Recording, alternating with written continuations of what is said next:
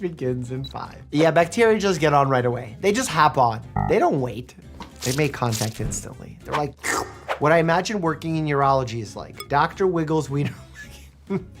Yes, but without the ice cream. Aww. Butter is such a superfood that it has its own penthouse in the fridge. Oh my God, it doesn't just have a penthouse, it has a penthouse with a view.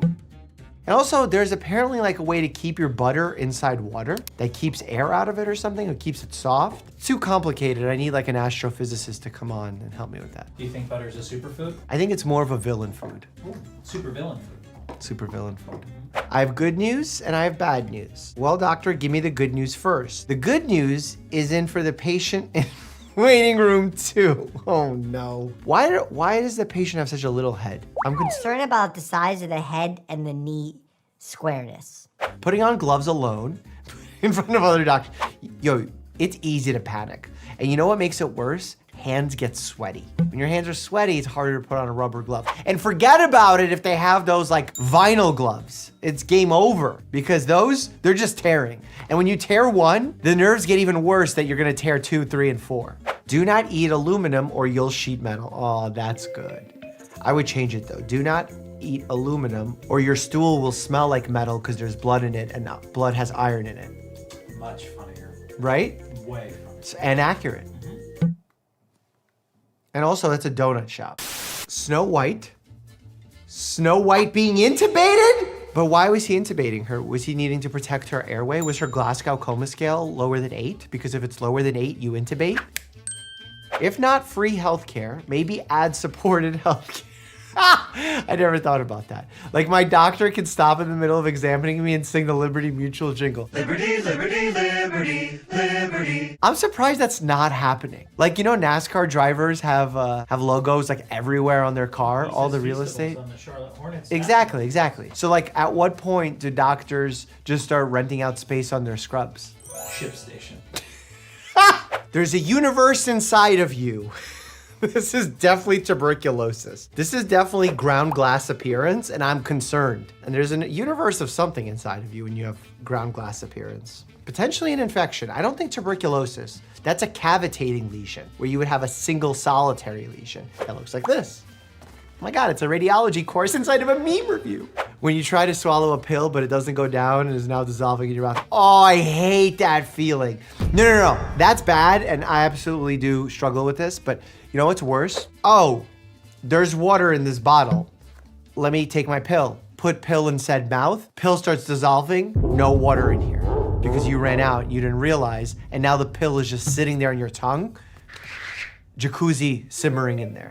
Because the temperature of your mouth is around 98 degrees, 99 degrees, which is what a jacuzzi is like. And in a jacuzzi, you tend to simmer in there in the warmth and you slowly disintegrate and your skin shrivels up. That's what's happening to the pill.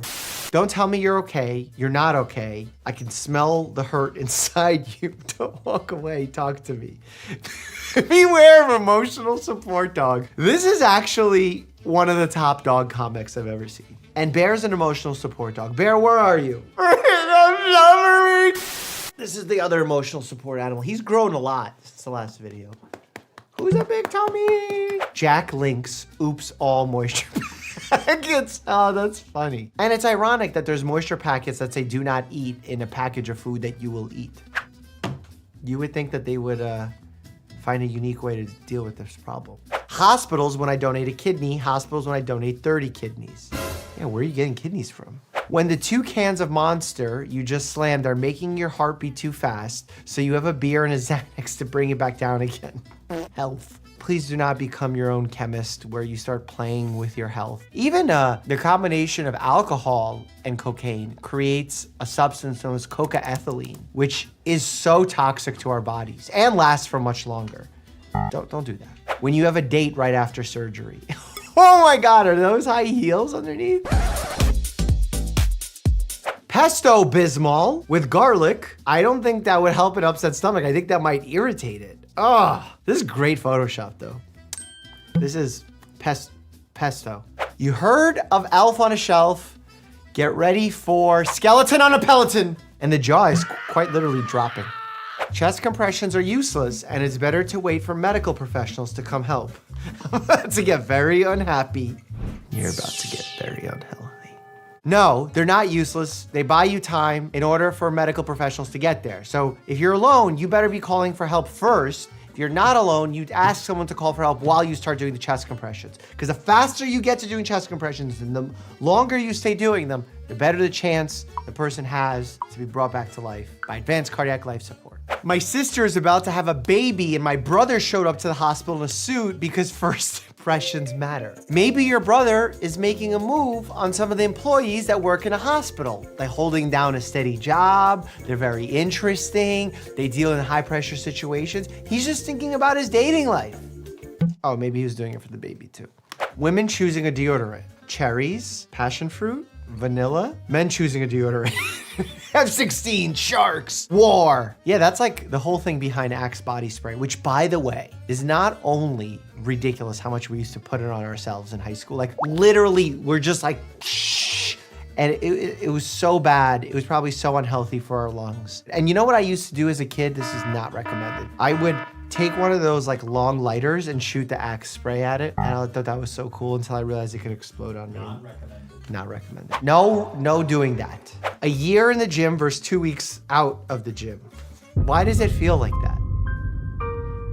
And you know what's funny? I've been out of the gym for like a decent amount of time and I need to get back in and I need motivation. So please, if you wanted to leave me a motivating comment, it would help. Dilation pumpkins made by midwives at a hospital, disturbing but funny. Oh, that's actually pretty helpful. We actually have a kit for this that looks like this to teach residents and students about different dilations. And we're talking about cervical dilation, by the way. Giving birth isn't as painful as being kicked in the nuts. Have you had a baby? No, but over the years, women say, let's have another one. I never hear a man saying, come on, hit me in the nuts again. Clearly, you've never watched Steve-O on Jackass. How long will you guys leave out a glass of water in your house and still drink it? It's not like it goes bad, but after a while, it's weird, right? No, it goes bad. Just because the glass was washed does not mean there's no bacteria in it. Bacteria kind of flows up in the air. So like the water allows the bacteria to multiply. Anything where there's moisture, bacteria can multiply. Please don't drink old, soggy, bacteria-flavored water. I just poured this like an hour ago. This is fresh. And actually, this is from Harvard. So you know your boy got credit for going to the Harvard Kennedy School and doing a talk about something. Keeping tropical fish at home can have a calming effect on the brain due to all the endorphins. Endorphins. I was like 2 seconds too late. There's definitely endorphins. There's definitely some kind of visual effect with the lights and the fish and all the stuff, the colors. Children pothole. Bruh. Pothole. Sound it out. Children or Chipotle? Like whether or not you want to have children or Chipotle? That's right. Basically, do you want a food baby or a real baby? There you go. Woo! We're halfway there. Woo! This is one of those memes, isn't it? A lemon pear? A pear on a lemon. Lemon on a pear? Lemon top. Lemon pear top lemon. Lemon head. Citrus sweet. Sour sweet kids. What are they called? Sour sweets? Sour Patch Kids. You messed up everything. Hold on a second. This has something to do with the song. Ooh, we're halfway there. Oh, we're almost there. I don't know the lyrics. You actually already said the answer. So the song goes, whoa, we're halfway there. Whoa! We're living on a pear. Or? A lemon on a pear. There we go. Yeah. Anesthesia was invented in 1846. Doctors in 1845 knocking you out. No, I don't know what they did. They had to have done something. They probably got... Jerry, this is Ruben, an old friend. It looks like Santa. I check in on him once a year and give him a little medical evaluation. Are they both vomiting? Why is there like green selection comes in is document their appearance. So you'll have like a 65-year-old male patient, appears stated age, well-groomed, poorly groomed. Why? Because we want the person who is reading that chart in the future to be able to visualize said patient. So for this like Santa Claus looking dude, I'd say appears older than stated age, although I don't really know how old he is, and poorly groomed. He's in bad shape, Morty. Oh, jeez, Rick, what did you do? That's a fake EKG. Vomiting while speaking. Does he have dysphagia caused by H. pylori infection, which is a type of bacteria that causes irritation in the stomach that can actually cause an increased risk of cancer? Pretty interesting stuff. All right, side topic. Oh my God, is that like a Staph aureus? Hepatitis A! Oh, that's hepatitis A. I wonder why they used that to represent hepatitis A. Hepatitis A is spread through the fecal-oral route, can impact your liver. Usually people recover without a lot of treatment. Hepatitis shouldn't follow you into the respiratory system. Alveoli forest. That's strange. Airflow is down 20%. So the brain isn't getting enough oxygen. That's why security's offline. Maybe the person just has sleep apnea and is snoring. Could also be from a viral contagion or a bacterial pneumonia from strep pneumoniae. If we got up to the bronchial catwalk, we could look for a blockage. I'll go. It's usually not because of a blockage, it's usually because of some fluid. And fluid creates inflammation, which makes it harder to have gaseous exchange. Because remember, what alveoli do is really allow capillaries, which are some of the smallest blood vessels, to allow oxygen for carbon dioxide. So you could breathe out carbon dioxide, breathe in oxygen. And when I say breathe in, I really mean like transfer it to your blood to allow it to, just unrelated, but I saw Sam Altman, one of the individuals who runs OpenAI, actually commented about that. Here's a tweet to prove it. Forget about the park, Doctor. How do we get out? The digestive tract is the evacuation route. In more ways than one. I still don't know what this like amoeba amyloid-esque structure is and what happens in the stomach. This is a good time. If you ever get a capsule endoscopy, take pictures if this is what happens. This would also make colonoscopies way more fun. It's like, let's see what theme park this person has inside them. But I promise, it's really just all poo. There's not much else. Is that an H. pylori? Don't move. Gonorrhea can't see us. Gonorrhea in the intestine? Gonorrhea can spread to the liver through a rare condition called Fitzhugh-Curtis syndrome. I'm really reaching here for a med school diagnosis though. The bitch! Come on! Oh my God. Get off! Oh! He got bitten by the rat that is the bubonic plague. Is that the anus? What is that, the sphincter? Relative size. Jerry, hand me a scalpel and a bundle of dynamite. Didn't this guy die already a long time ago? Morty, can you get to the left nipple? Are you kidding? I'm hoping I can get to both of them, Rick. No, Morty, I'm talking. Well, I did not see that coming. It's raining blood! This is the biggest problem ever because those blood chunks have hepatitis C and tuberculosis floating around them and bubonic plague. This is literally the end. Yet. That's how I feel making every YouTube video. And cover your mouth when you're coughing, buddy. It's my opinion, as your mother and as a doctor, that you have a fever, which means you are sick, which means you are going back to bed. How did she know he has a fever? She did not measure his temperature. She did not feel his forehead. Yes, Dr. Tonelli. Thank you for calling. What is this stegosaurus that is on top of her shoulder? Is Ralphie staying home from school today, Miss Frizzle? I can't overstate the importance of this. Do not send your kids to school if they are sick. Then it prevents the other kids from getting sick too. How can anything that smells like grape shoe polish help my body get well? Spoiler alert, it doesn't. Cough syrup doesn't really help you get better. And in fact, when we look at the research at over-the-counter cough syrups, they don't work that well. Just use some magical honey, as long as you're over the age of 1. Why am I saying it to you as if you're 1 and you understand what I'm saying? And don't forget to shake well before using. Like this? Even your jokes are sick. Wow. Wow. Stand-up comedy? I've got to go see another patient, but Grandpa's downstairs if you need anything. Okay, Mama Bear, you're a doctor. You know that if you're kissing your son, who is sick, you're potentially getting yourself sick, thereby getting your patient sick. Don't do that. Good afternoon, I'm Ralphie, and this is the Frizzle News Network. I need to know what this brontosaurus is.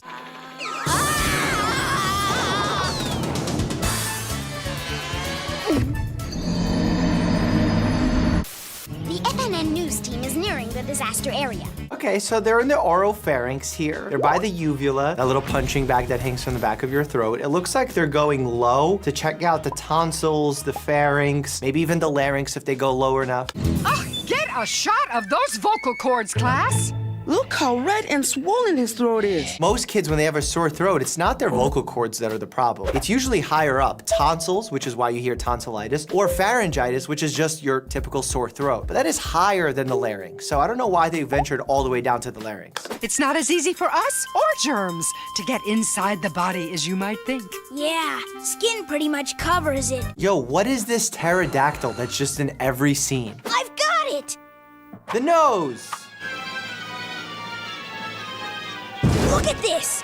Is it just me? Or does this say, this way in? How are you gonna get into the mouth through a scab on your thigh? That is one journey the Magic School Bus probably won't make. We're all gonna die. It's a shortcut. Get it? Shortcut? Carlos! I love puns. Carlos, not a good pun. Wow! Dude, what is this Triceratops doing? Someone tell me. For every trip, there's a road map. That's Ralphie's bloodstream. Good bloodstream. We'll take the Trans-Ralphie Highway system. And here we go! Wahoo! What doesn't make sense to me is, let's say they take the venous system back up to his throat. The venous system doesn't empty at his throat. It empties into the heart. In order to get to the throat, they need to take the venous system back to the heart, from the heart, back up to the throat, and then from the capillaries kind of enter the throat? Diffusion? And it doesn't even hurt! This kid's not panicking. There's a velociraptor sitting next to him. They ventured into a capillary. Those are red blood cells floating around. Platelets, white blood cells floating in there as well. That stuff is clear! That's right, Ralphie. The liquid part of the blood is clear. It's actually not clear, it's yellow. It's plasma. We talked about this. If you haven't, video link down below. Are they what make blood? What is this ankylosaurus doing watching television and filming? They're called red blood cells. And the white ones are white blood cells. But what are those jaggedy things? Platelets. Are platelets. They help the body heal scrapes and cuts. That's true. Blood has the 4 components there: platelets, white blood cells, red blood cells, and plasma. Plasma makes up 55% of your blood, and it's yellow, so your blood's really yellow. Bacteria are germs. Once inside our bodies, they can make us sick.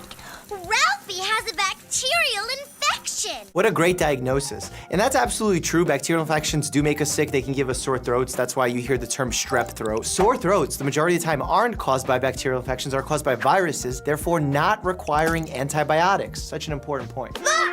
Here comes some white blood cells. It's throwing stuff at the bacteria. Basically what happens is the bacteria gets labeled as foreign. It starts getting attacked and eaten alive by the macrophages. The neutrophils start multiplying in number. And through an inflammatory cascade, you actually call on more white blood cells to come on and beat up on this bacteria. But then remember, when you're having this inflammatory cascade, it's also causing damage to the surrounding tissue. The way I like to explain this is, imagine a war just went on some really beautiful grass. And even though the good guys won and they're all safe and sound, the grass got pretty torn up. That's your throat. That's what needs time to heal. That's why it hurts. No wonder I'm There's a sick. Spinosaurus hiding underneath his blanket. I'm going to try to get an exclusive interview with these 2 bacteria. If you ever run into a bacteria, do not interview it. They will infect you. Infect you. Complete. I just saw an iguanodon pop up. The plesiosaur just turned on the television. Is that the medicine Mom gave me earlier? It sure is. Okay, take back what I said. It looks like the mom/doctor gave him an antibiotic. How did she know it was bacterial? I don't know, because she didn't do a strep test. She didn't do a throat culture. I feel like this is encouraging the overuse of antibiotics. But maybe I'm taking it too seriously because it's a cartoon. Mean what I think it means. Oh no! Ralphie's antibodies have marked the bus is back. The macrophage is about to eat the Magic School Bus. Why isn't the Potosaurus waking Ralphie up so he can save them? Ralphie's white blood cells will have to catch us first.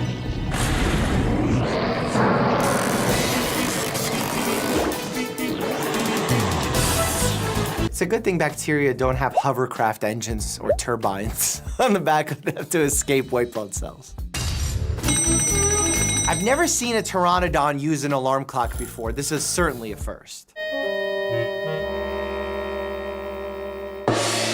This Brachiosaurus is really getting witty. We left Ralphie's throat and are now heading up his nasopharyngeal passages. Prediction time. They're gonna get clumped in a piece of mucus and they're gonna get sneezed right out. Final answer. We're up Ralphie's nose? They're like throat, cool, nose, ew. What's the difference? Why is the mosasaurus sneezing? Can you get interspecies infectivity like this? I get it. I've got to sneeze them out, but I don't feel like sneezing.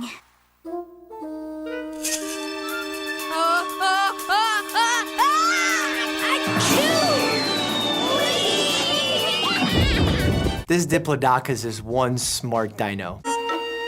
Sorry, Liz, but I can't hear a thing. Do Dilophosaurus even have lungs? Getting all your shots is another way to keep healthy. Shots help your body be prepared for some of the really tough germs. A vaccine is like a wanted poster, where you essentially tell all your cells to be ready for this foreign invader in case it does come along. Hey, does Miss Frizzle ever get sick? No way! She takes good care of herself, gets all of her shots, and she's magic. I don't think that's an accurate representation to kids. It's okay to get sick. You will get better. The body needs challenges. Without challenges, that's how autoimmune problems happen. Medical shows are fun, but medical games are even. Night in the kisser. Show that night who's boss. That's a weird game.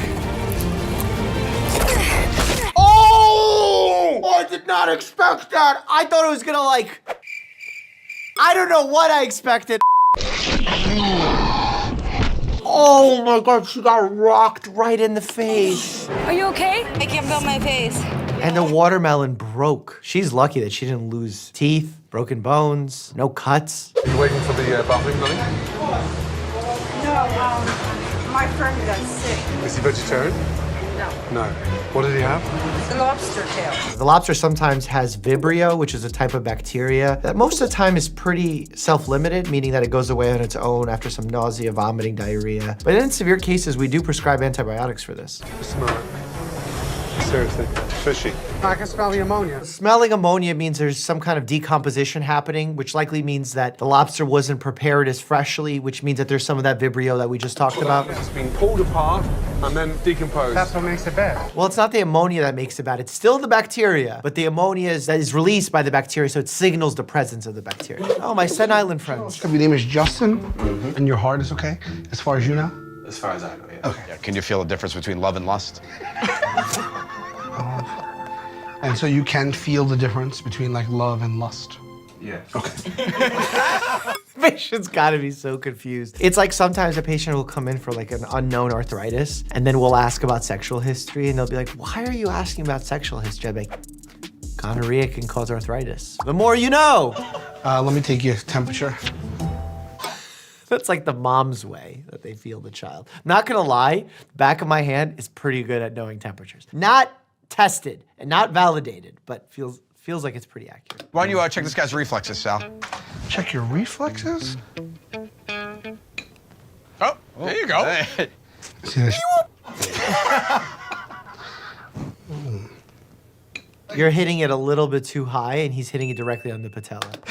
Leg is good. I think your right leg is dead. This happens all the time, by the way. Not the laughing, obviously, but the fact that one leg has good reflexes and then the other, once they see what I do, doesn't work. It's because the patient's actively keeping it compressed. In order for the reflex to work, the muscle has to be fully relaxed. So in a lot of those cases, I actually ask the patient, usually a child, to pull their hands apart as hard as they can and look up at the ceiling. And when they do that, they automatically relax the leg and it allows the reflex to come. A cool thing that I do is when I don't have a reflex hammer available, I'm like one of these old school doctors. I use this guy right here and I go, and then the patients are like, wow, I didn't know you could do that. And I'm like, yeah, we're having fun in the hospital. Uh-oh, I imagine a big injury is incoming. Gag, big girl, come on, bitch, yes. Someone's gonna fall.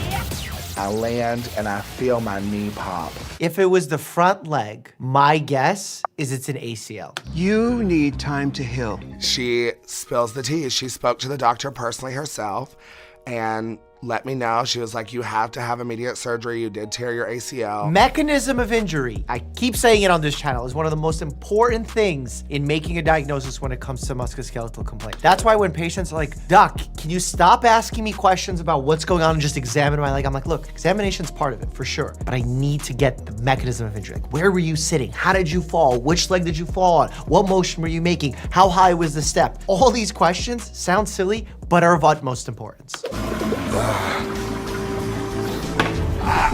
Oh, shit. Never want to hear oh shit in the operating room or in the bathroom. I have slip discs that are pinching nerves, and I just was taking a shit. I can't believe this is real. This feels scripted. This feels like Impractical Jokers. Oh, why this happened? Watch your step. Yeah, I gotta go left foot first. Go. Okay. So discs are these padded little sacs that function in between the vertebrae, which are the bones of the spine. These sacs provide cushioning, and sometimes if there's a herniation or a bulge in these sacs, they actually end up putting pressure on the nerves that end up giving sensation and motor function to the lower parts of your body, aka your legs. So if you get pressure on a nerve from a disc bulge high up, you essentially get a pinched nerve. And then anything below the level of that nerve is impacted, which means the strength of your legs, the pain that you're experiencing, weird sensory changes, because nerves don't like to have pressure put on them. Oh yeah, dude. He's getting swollen there too. Crush? After being crushed between two deck boards, Andy's finger swells fast. So the problem is when you have a subungual hematoma, which is an enlarging bruise, a tumor of blood starting to spread underneath the nail, that pressure expands and it becomes problematic. Commonly, runners who experience these type of blood pockets under their nails will heat up a paper clip and actually put it on the surface of the nail, therefore melting the nail, which has no sensation, and therefore creating a hole and allowing the blood to pool out. Andy braces himself for some old school boat medicine. Look, they're doing it. Sterilizing. Then we're gonna stick it. Get it done. Okay. Get it done. Yeah. I don't know why they're acting like it's gonna hurt. It should not hurt if they do it correctly. Pull out! Pull out! Cauterizing the wound can actually become problematic because when you cauterize the wound, you stop the bleeding, and then that could create a blockage, and then if the hematoma keeps being enlarged. John Walczek has been nursing a badly infected finger. Finger infections are incredibly problematic. There are so many places for them to spread. Think about how many different joints there are in the hand. Every connection is an area where septic arthritis can begin. The bones, the tiny little bones of the hands, that's an osteomyelitis waiting to happen. Oh, that's really bad. So how long has it been like that? It was brought to my attention about 4 days ago, and it was pretty well advanced. All the telltale signs, it was red, it was swollen, it was hot. That looks like a septic arthritis. At this point, I'm starting IV antibiotics. Did you injure it in some way? Must have been stuck by a crab or a codfish or something, but got some kind of cut. So that means it's a deeper infection because if you're getting poked by something, that means it's going deeper in the joint, makes it more likely to be dangerous. There's also toxins inside some of the seafood. What we did is we soaked it in a warm saline solution, Okay. and the first time we lanced this thing, we hardly got anything out of it. So how did you lance it? Big sewing needle. Okay, sterilized sewing needle, and you just popped it? Yeah. I don't know if popping is ideal. I don't see really a clear abscess, which is a formation of pus and bacterial products inside a closed environment. I don't really see that here. I just see generalized swelling. The next day, they worked it after a hot saline soak. It came up with a lot. And it's been coming up with a lot until yesterday. We need a hand surgeon, we need IV antibiotics, we probably need a proper scan to see what's inside, to see if there's an abscess. I think that you need to definitely come into the clinic. You may actually need some IV antibiotics. And I mean, this could be something that you can work I agree. through. But again, with the hand, you don't want bone destruction. So you want to act early if you suspect septic arthritis or osteomyelitis. Try to lasso this walrus and get it on board. Why are they trying to get a walrus on? What is happening right now? That water looks really cold too. The guy's a maniac. If Freddy doesn't get out of the water in 60 seconds, hypothermia could set in. Hypothermia is really dangerous. Obviously, there are stages to hypothermia. You have mild, moderate, severe. The severe hypothermia can actually get so bad that it can lead to full-on cardiac arrest. I almost had it. Hypothermia is no joke. Even for severe hypothermia, we actually do active, like intravascular warming in order to help people warm up because the hypothermia can be that bad. For those who have cardiac arrest and their heart stops, we actually do like a hypothermia protocol to help slow down the cellular activity and potentially mitigate some of the damage from a cardiac arrest. Because there's some post-cardiac inflammatory changes that happen after someone's heart stops and then gets restarted. Everything seems to be going well. And then the girls get to their second jump. Oh. She just twisted her ankle. Oh my God. Can you stand on it?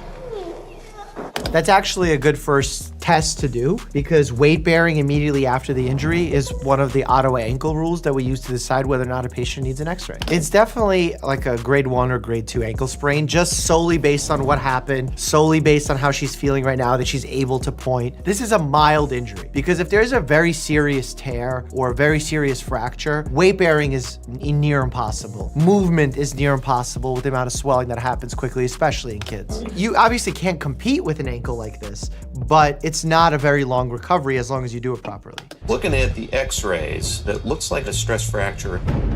Whoa, I thought she fell on her ankle. You know what this might be? She might have an ankle sprain, and then because they got an x-ray when they might not have needed to, I don't know exactly what happened, but then incidentally also found a stress fracture from constantly jumping and doing all those things, which happens in kids. She really needs to go all out to impress the Joffrey Ballet Scout. I actually have had patients that come in with stress fractures of, let's say, the tibia, which is their shin bone, preparing to run for like the New York City Marathon. I diagnose them with a stress fracture. I'm like, you cannot compete in the marathon in the next 2 weeks. And they say, well, I'm gonna do it anyway because I've trained for this so long and hard. There's no way I'm gonna give up now. And I have to warn them very brutally, honestly, that by running in the marathon, you could snap your shin bone in the middle of the race. And it happens more than we'd like to talk about. After just 14 hours in the desert, Dr. Drew Pensky is feeling severely unwell. How you feeling? It's bad. If you need to vomit, go see the doctor. They're telling the doctor, go see the doctor. I love when people tell me that. Dr. Drew is with the camp medic. I suspect most likely diagnosis is dehydration. Dehydration is part of it, but what's leading the dehydration? He pointed out the symptom, but what's the problem? Is there any point to an IV? If I do an IV, I think we pull you off the course. IV is quicker, for sure, and if you are not delivering enough blood flow to vital structures, then yeah, an IV is really important. But if you're just like a little nauseous, drinking water, you'll hydrate. With severe heat exhaustion, Dr. Drew is being medically withdrawn from the course. Wow. Bring Dr. Mike on that show. Literally, my whole head feels bruised because it's been pounding for so long. I've been throwing up blood. It's so intense. I thought this was just a simple migraine, but throwing up blood is something else is going on. Migraines can be so debilitating that it can severely impact quality of life. That's why there's medications that we use that are abortive in nature, meaning that they break a migraine when it starts. Ideally, you take the medication very early at the first onset of the headache. There's also medications that we can give that are prophylactic in nature, preventative. Honestly, all those symptoms are really reasons to go visit an ER. Are you on any medication? I'm on that birth control. Migraines with auras, meaning that you start seeing like a little visual sign that the migraine is coming on, is actually a risk factor and almost a contraindication to not taking birth control because it increases the risk for developing a clot. There was nothing left in me to throw up that it was it was really horrible. You could actually develop something known as a Mallory-Weiss tear, which is a tear of the esophagus from constant retching if nothing's coming out. And then if it gets really problematic, it could develop into Boerhaave syndrome, where you get a complete tear. And obviously that's like an emergency situation. Today you're going to do MRI and MRA of your brain. The times where we decide to do an MRI with contrast, there's a sudden change in frequency or intensity in headaches that have been lifelong or have a long enough history. Certain risk factors like waking up in the morning with a headache, headaches that worsen with exertion, most specifically sexual exertion. That could be a sign that there's an aneurysm there, so you really want that MRI with contrast done. Ones that happen with new neurologic features, like the vision loss that she was talking about, all those are really strong red flags that I would get an MRI. It's just so annoying that I get them and I wish there was this is why. Some of the best evidence that we have for medications for migraines is a medication that's a triptan in combination with a nonsteroidal inflammatory known as naproxen. Today I woke up and my hands are a bit swollen. Do you drink enough water? Yeah. I don't know why drinking not enough water would cause hands to swell though. Based on the symptoms I've Googled, it looks like I have rheumatoid arthritis. Dr. Google, a lot of doctors get very frustrated with it. And I tend not to. If you're gonna have a question, you're gonna want it answered as fast as possible, especially in the day and age of Google and ChatGPT. That being said, what you get the results of is not always accurate. That's why you need a medical professional by your side to help guide you through this. And there's all different types of arthritis, by the way. There's osteoarthritis, rheumatoid arthritis, psoriatic arthritis. All these things can potentially be happening. It's not as simple as, is it this? No, then I'm good. No, we need to rule out other conditions.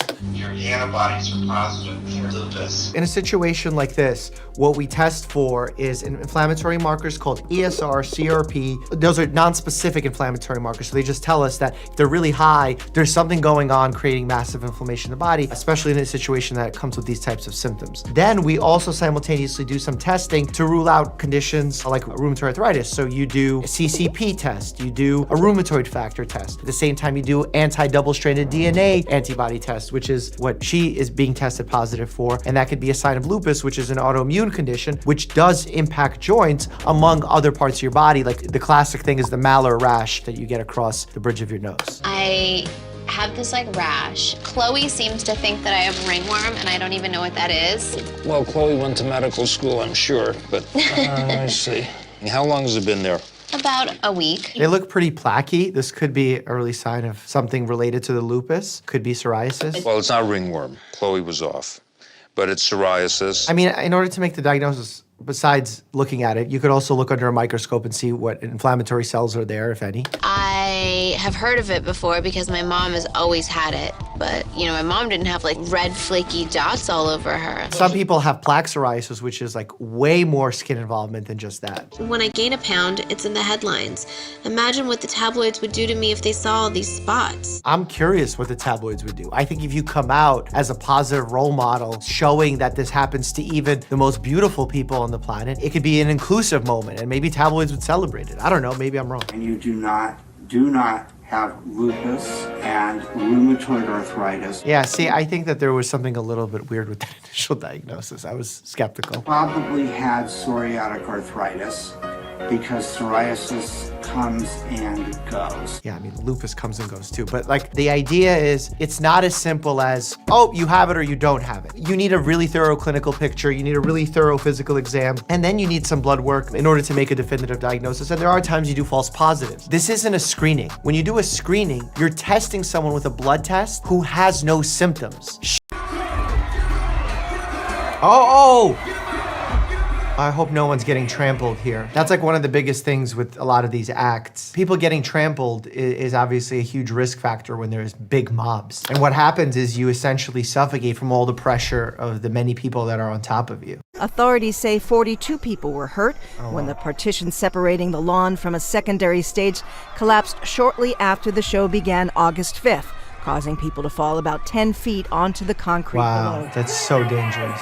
I'm not gonna lie, I kind of had something like that happen to me where I was in Taekwondo and people were doing like this pile-up thing that kids do as a joke, and all these people got on top of me and one of the heavy guys got on top, and it was so bad. Not only did I hear like my back crack, but also I couldn't take a breath in. It felt like when I was on the F-16, I was experiencing 9.3 Gs, where I had to breathe in that very specific way. But obviously when you're 9, you're not trained to do that. And you have all these people on top of you, so very, very dangerous. Latin pop singer Enrique Iglesias was performing Saturday night in Tijuana, Mexico, when this drone freak accident occurred during his performance. Oh my God, why is he holding it? Don't hold the drone, there's sharp objects there. They always say stay away from the drone. He didn't expect for that to happen. That's terrible. You can get a really bad laceration, lose a finger like that. I love that they blow the confetti on him still. That's terrible. The singer did run backstage for some quick medical attention, but then returned with a bloody hand and all. Wow, it's a lot of blood lost from a hand. Hope he was able to see a hand surgeon quite quickly. Working on the hand is a tough job. You gotta be careful because there's a lot of very small structures that you can damage, and then if it doesn't heal well, the person may not have good use of their hand. As members of the English rock band The Who, Moon and bandmate Pete Townsend developed a reputation for their onstage antics. Oh no. At the end of the show, Moon kicked over his drum kit as per usual, except this time it was loaded with explosives. Oh! I did not expect for that to happen. And permanently affected Townsend's hearing. Explosions, the human body, they can't coexist. Hearing damage from incredibly loud noise at that level, at that decibel level, you're gonna have significant sensorineural hearing loss. You're gonna have traumatic barotrauma to the ear as well from an explosion like that, where the eardrum can rupture. It's important to note that it doesn't even have to be that loud. Here's a chart of how long you need to listen to certain decibels before it starts impacting your hearing, and it's quite scary. Michael's downward spiral all started when he filmed a Pepsi commercial in 1984. He was on stage as the director called for pyrotechnics to go off. All around him, they pushed a little too hard, and Michael ended up in harm's way. The pyrotechnics went off, and the flames were licking right at Michael's hair. It caught on fire. Oh my God, that's not a part of the body that can resist burning. That sounds weird. Luckily, they put it out quite quickly, but as far as skin damage, it would be pretty significant. Jackson was dismissed from the hospital today against the advice of his doctor. He has both second and third degree burns of the scalp. Fortunately, the third degree component is relatively small. Michael's injuries were horrendous. Doctors used balloons to stretch his skin, and honestly, he never fully recovered, and that's when he got hooked on painkillers. I'm surprised they didn't start doing some sort of graft right away, but I guess that's because he left. Keep in mind, this is 1984, a full quarter century before he died, and he became profoundly addicted to pain meds. Addiction to pain medication is unfortunately common, worse over the last 20 years, given the really negligent role that a lot of pharmaceutical companies played in talking about the pain medications, teaching doctors about pain medications, rewarding doctors for the overprescription of those medications. And then on top of it, hospital systems essentially made pain another vital sign. And therefore, if you didn't get your patient to zero pain, it pressured doctors in order to control pain to a zero, which isn't always in the patient's best interest. Sometimes it might be healthier to get to a patient having a 1-2 level of pain than 0 because you have less side effects getting them to a 1 or 2. Celine has been uncharacteristically out of the spotlight, battling a terrifying disease. It's hard to watch. Yeah, she has a very, very rare condition called stiff person syndrome. It's a rare autoimmune neurologic condition where you get these incredibly painful spasms. And I'm not talking about stiffness like you can't get out of bed because you're feeling tight. These are debilitating. She was at her doctor's for a checkup when a seizure swept over her. She tried to laugh it off when she felt the first signs in her fingers. Soon, she was in the full throes of a medical emergency. Brian, I need you right now. She's in a crisis. Lift her. Yeah, right. 1, 2, 3. She might be in spasm. Yeah. So during the spasm also, you can get pretty significant muscle damage, leading to breakdown of muscle tissue and therefore enzymes into the blood, which can impact your kidneys. So a lot of issues can arise out of this. She's given a sedative in her nasal passages. A lot of the treatments that they use in situations like this are benzodiazepines to relax the muscles. What is thought to be the mechanism of why this happens or how this happens is this autoimmune condition basically prevents you from having one of the neurotransmitters known as GABA, which actually helps break muscular activation and cause muscular relaxation. So you essentially don't have enough of that neurotransmitter. Therefore, when a muscle activates, it can go unmitigated and just continue spasming away. After 10 minutes, she's recovered. Sadly, she'll experience similar attacks many times as she battles the incurable disease. That is an important point, that it is in fact an incurable disease at the moment.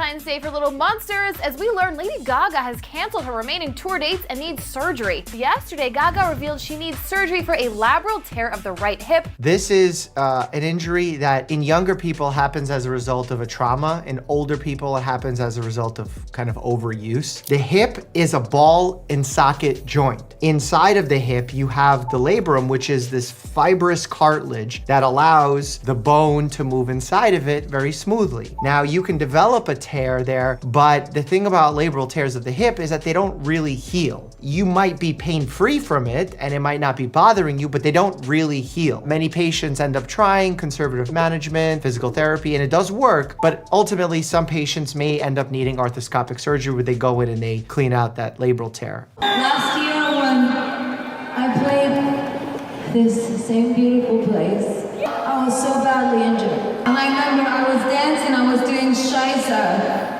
with that big castle behind me, and I was in some kind of pain, I'll tell you. It can be really, really painful. I've had patients that were so debilitated they couldn't walk as a result of a hip labral tear. That might remind you the fact that there's also a labrum in the shoulder that can be torn. Mine's torn in multiple places. But again, with physical therapy and conservative management, you may not need surgery. Let's take a minute and talk about ShipStation, the fastest, most affordable way to ship products to your customers. These days, everything in my life is getting smarter. Got a smartphone, smart TV, my doorbell's even smart. So if all of that stuff is getting smarter, why can't shipping get smarter too? That's what I love about ShipStation, who can make your shipping process so much more efficient, whether you're sending out things like artwork, coffee, or merch like I do. You see, your entire shipping process can be managed in ShipStation's easy-to-use dashboard, which integrates so well with your shop on Amazon, Etsy, eBay, Shopify, and plenty of others. They allow you to automate your shipping process no matter the size of your business, whether you're just getting started or you've grown into a full-on enterprise. business. Over 130,000 companies have grown their e-commerce business thanks to ShipStation, and 98% of companies that use them for 1 year become customers for life. Not to mention, you can get up to 89% off USPS, DHL Express, and UPS rates. Lead your e-commerce business into a smarter future with the shipping software that truly delivers. Go to shipstation.com/Dr. Mike to sign up for your free 60-day trial. All right, let's get back to the music. As the clock ticked down to Travis Scott's arrival, tens of thousands of fans crammed into the venue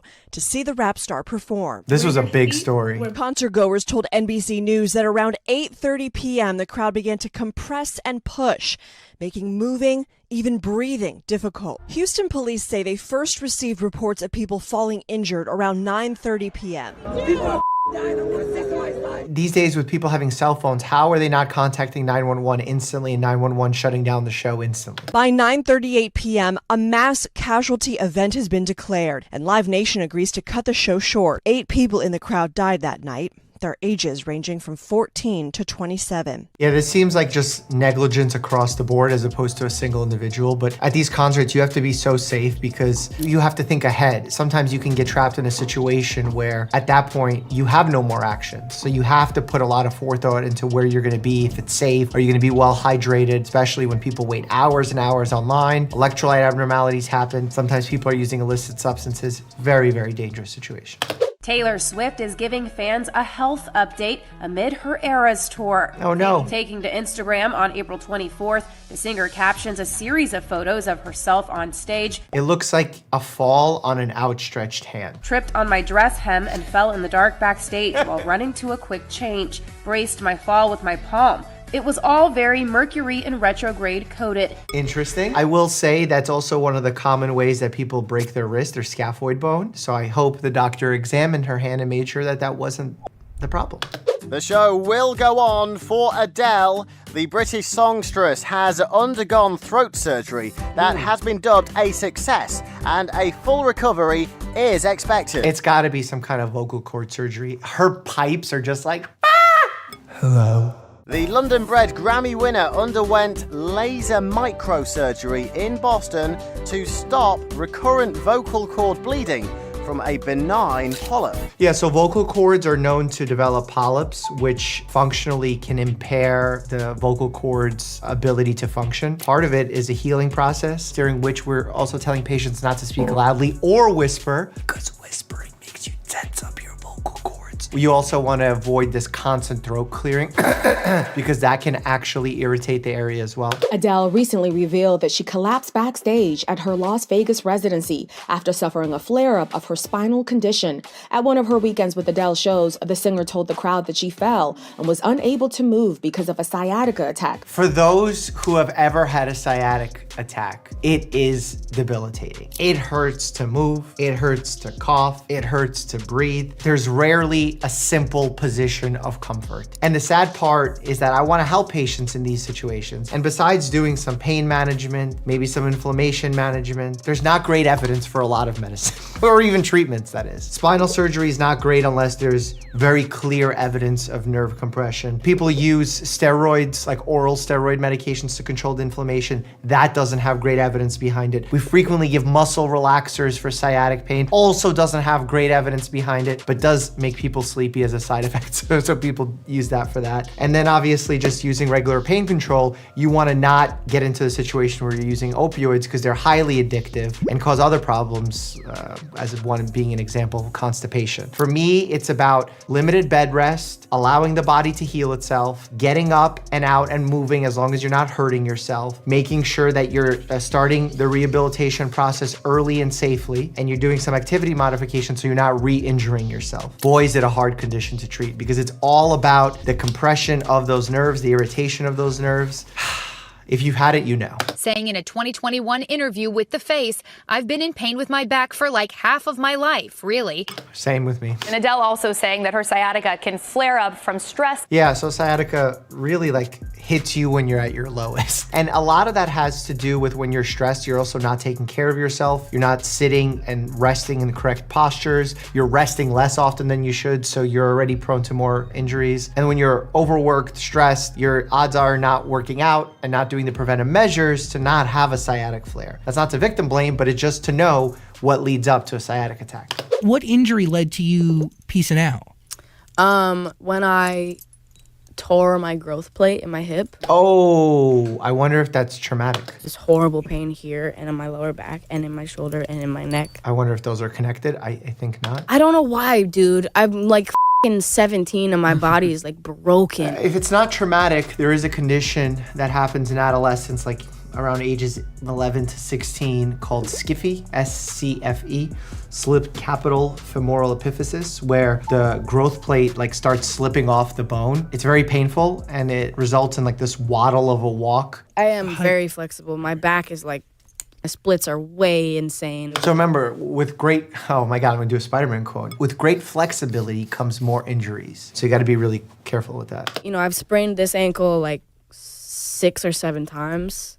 I sprained this ankle like twice. Yeah, it sounds like we have some kind of ligamentous laxity here. Maybe Ehlers-Danlos is a condition that ought to be discussed. I'm sure it was with her healthcare professionals. Pyrotechnics are all well and good until they explode in your face. During a rendition of Fade to Black, Hetfield became confused as to where he was supposed to stand and accidentally walked directly into a pyrotechnic blast. The flames engulfed the left side of his body, leaving 2nd and 3rd degree burns on his face, arm, and hand. In a situation like that, the face obviously is something we're very nervous about, but then the hand as well, because the hand can develop contractures after a burn and therefore make it very difficult to use one's hand. And also based on the amount of body that was burned, you're going to be needing to stay in the ICU due to electrolyte issues, dehydration, infection risk. In fact, we use this like score of 9s to judge based on the percentage of body that has been burned to decide whether or not someone should go to the ICU. Here's that chart. Big Boy rose to prominence in the late 90s and early 2000s. We're here because in May of 2013,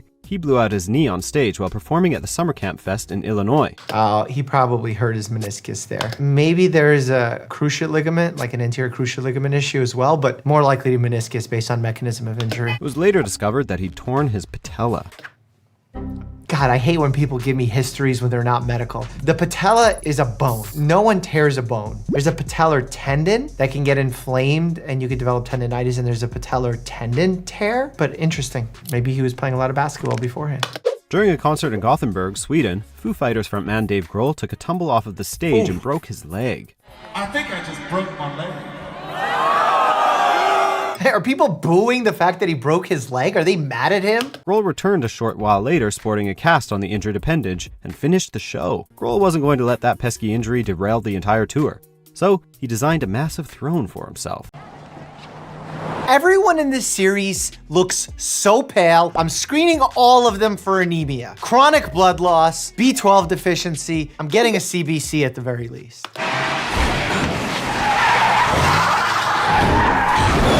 Oh! Someone's been doing tricep extensions. I'm surprised after this movie he didn't do a jaw trainer ad on TikTok. Not that they work, but I'm just saying, like in Hollywood, it makes sense.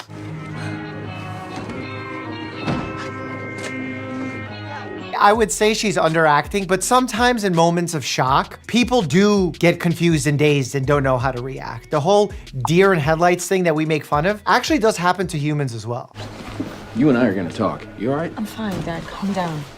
I'm sorry, Bella. I tried to stop. He tried to stop by turning the van sideways? Dad, it wasn't his fault. You could have been killed. You understand that? Yes, but I wasn't, so. You can kiss your license goodbye.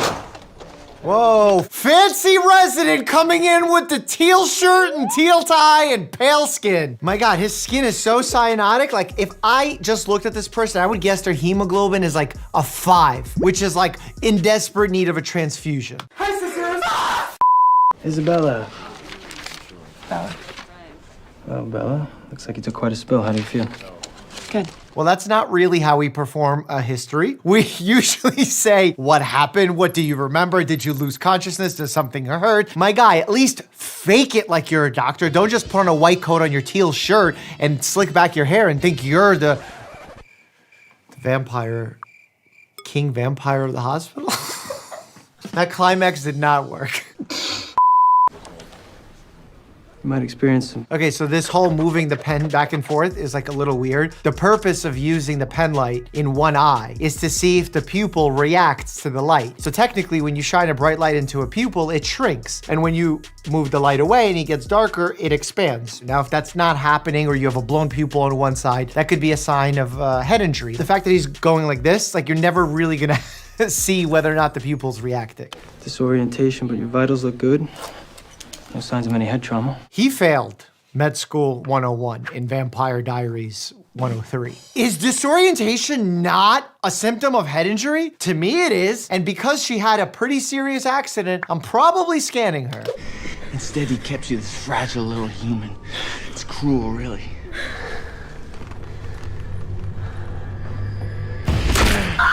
Oh, what did he do? What did he do? Did he stab her? Stomped on her leg, her lower leg. Oh, stomping on the lower leg. There's a lot of nerves there, a lot of pain, a lot of blood vessels. Oh! You save her, Rob. I'm sorry.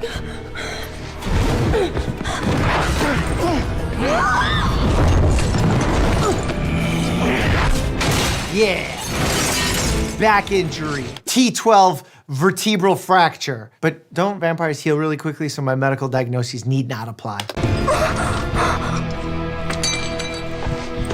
That's a bad place for a cut. That's where the femoral artery is. You can bleed heavy. I didn't see how high it was on the leg, but that could be bad.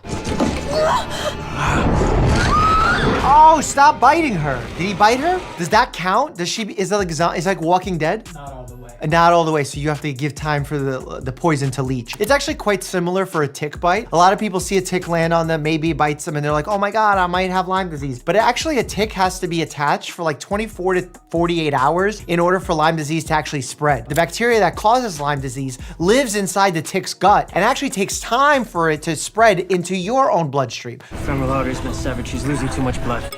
Look at this, he's like a doctor and everything. Oh, it's that same dude. This is where a tourniquet comes in real handy. Because the purpose of the tourniquet really is to buy you more time. It's to clamp off the bleeding from above, meaning closer to the heart, so that would be higher up on the leg. You tie off that circulation, get her to the hospital, get the trauma surgeons in there, the vascular surgeons. They do their little stuff. And by little stuff, I mean they actually fix the injury and boom, the leg works again. And so does the rest of her body. Tie it above my head. Oh, look at them listening to the doctor advice. But see, they should have called 911 before doing this because it's gonna actually they could fly and stuff. So this, my simple human mind is thinking like ambulance and they're like, we're just gonna fly. So he's not biting her, he's sucking out the venom. This is why that device that some people use on like mosquito bites to try and like suck out the inflammation, like they think it works, but that's not really why it works. I actually reviewed it in a whole Amazon video. It was a weird video because I reviewed a lot of weird products. Ooh! Oh, that's a good suction.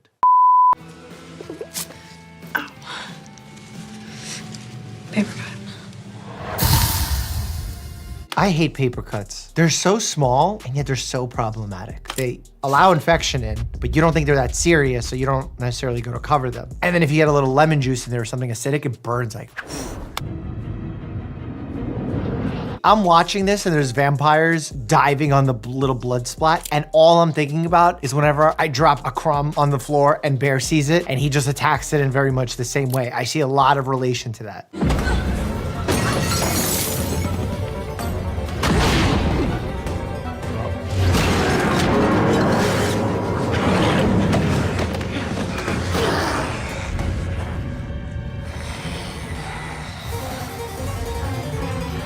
Get Jasper out of here.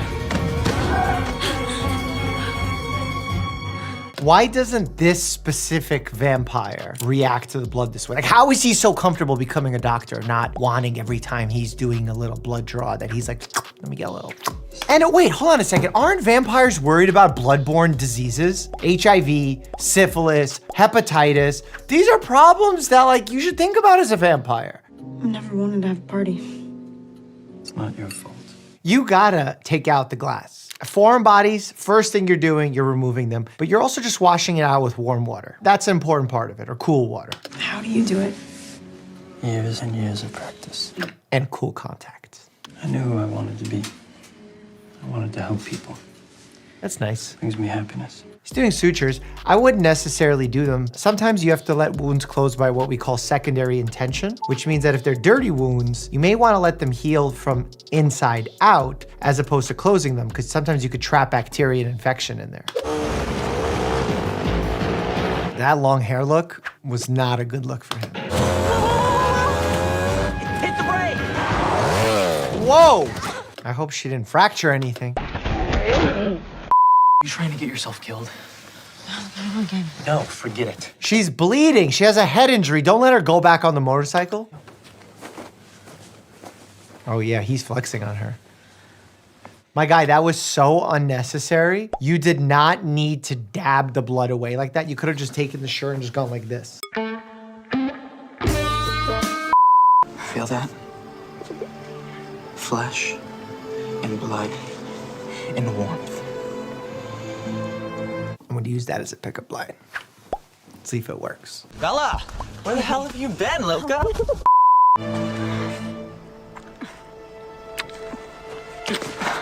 Oh, she wants vampire. Oh!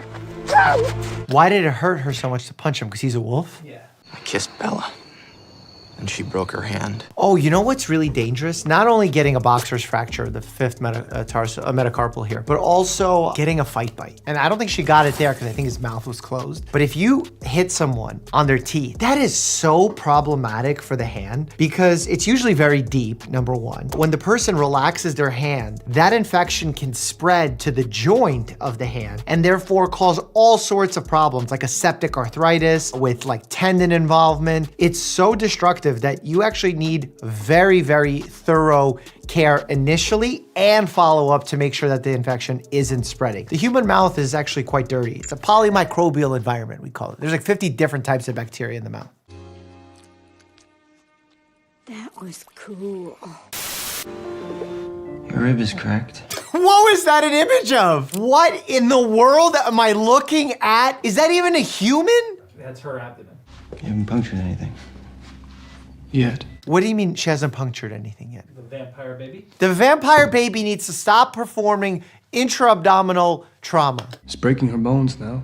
It's crushing you from the inside out. That's how I feel about my long work days. Carla, I'll tell her what you told me. The fetus isn't compatible with your body. Oh. It's too strong. It's like an RH incompatibility. It won't allow you to get the nutrition you need. It's starving you by the hour. I can't stop it, and I can't slow it down. At this rate, your heart will give out before you can deliver. See, I want to fact check this real bad, but I'm not sure if there's vampire human baby incompatibility syndrome.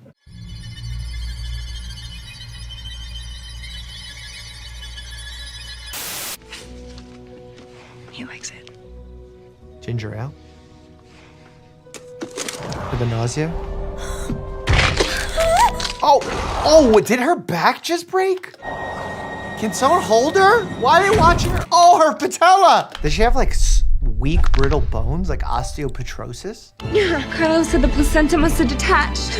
Is she losing a lot of blood? Because that's how you would know. There's actually a unique condition where the placenta can come off the uterus, and obviously placental separation is going to be a lot of blood, potential injury to not only the fetus or the baby being delivered, but also to the mom. But then there's also the situation of placenta previa, where the placenta is actually on the lower portion of the uterus, where it can even block the cervix, where the baby normally would come out. In those situations, obviously, we're going for a C-section. It's coming as fast as he can. We'll have to do it. Do what?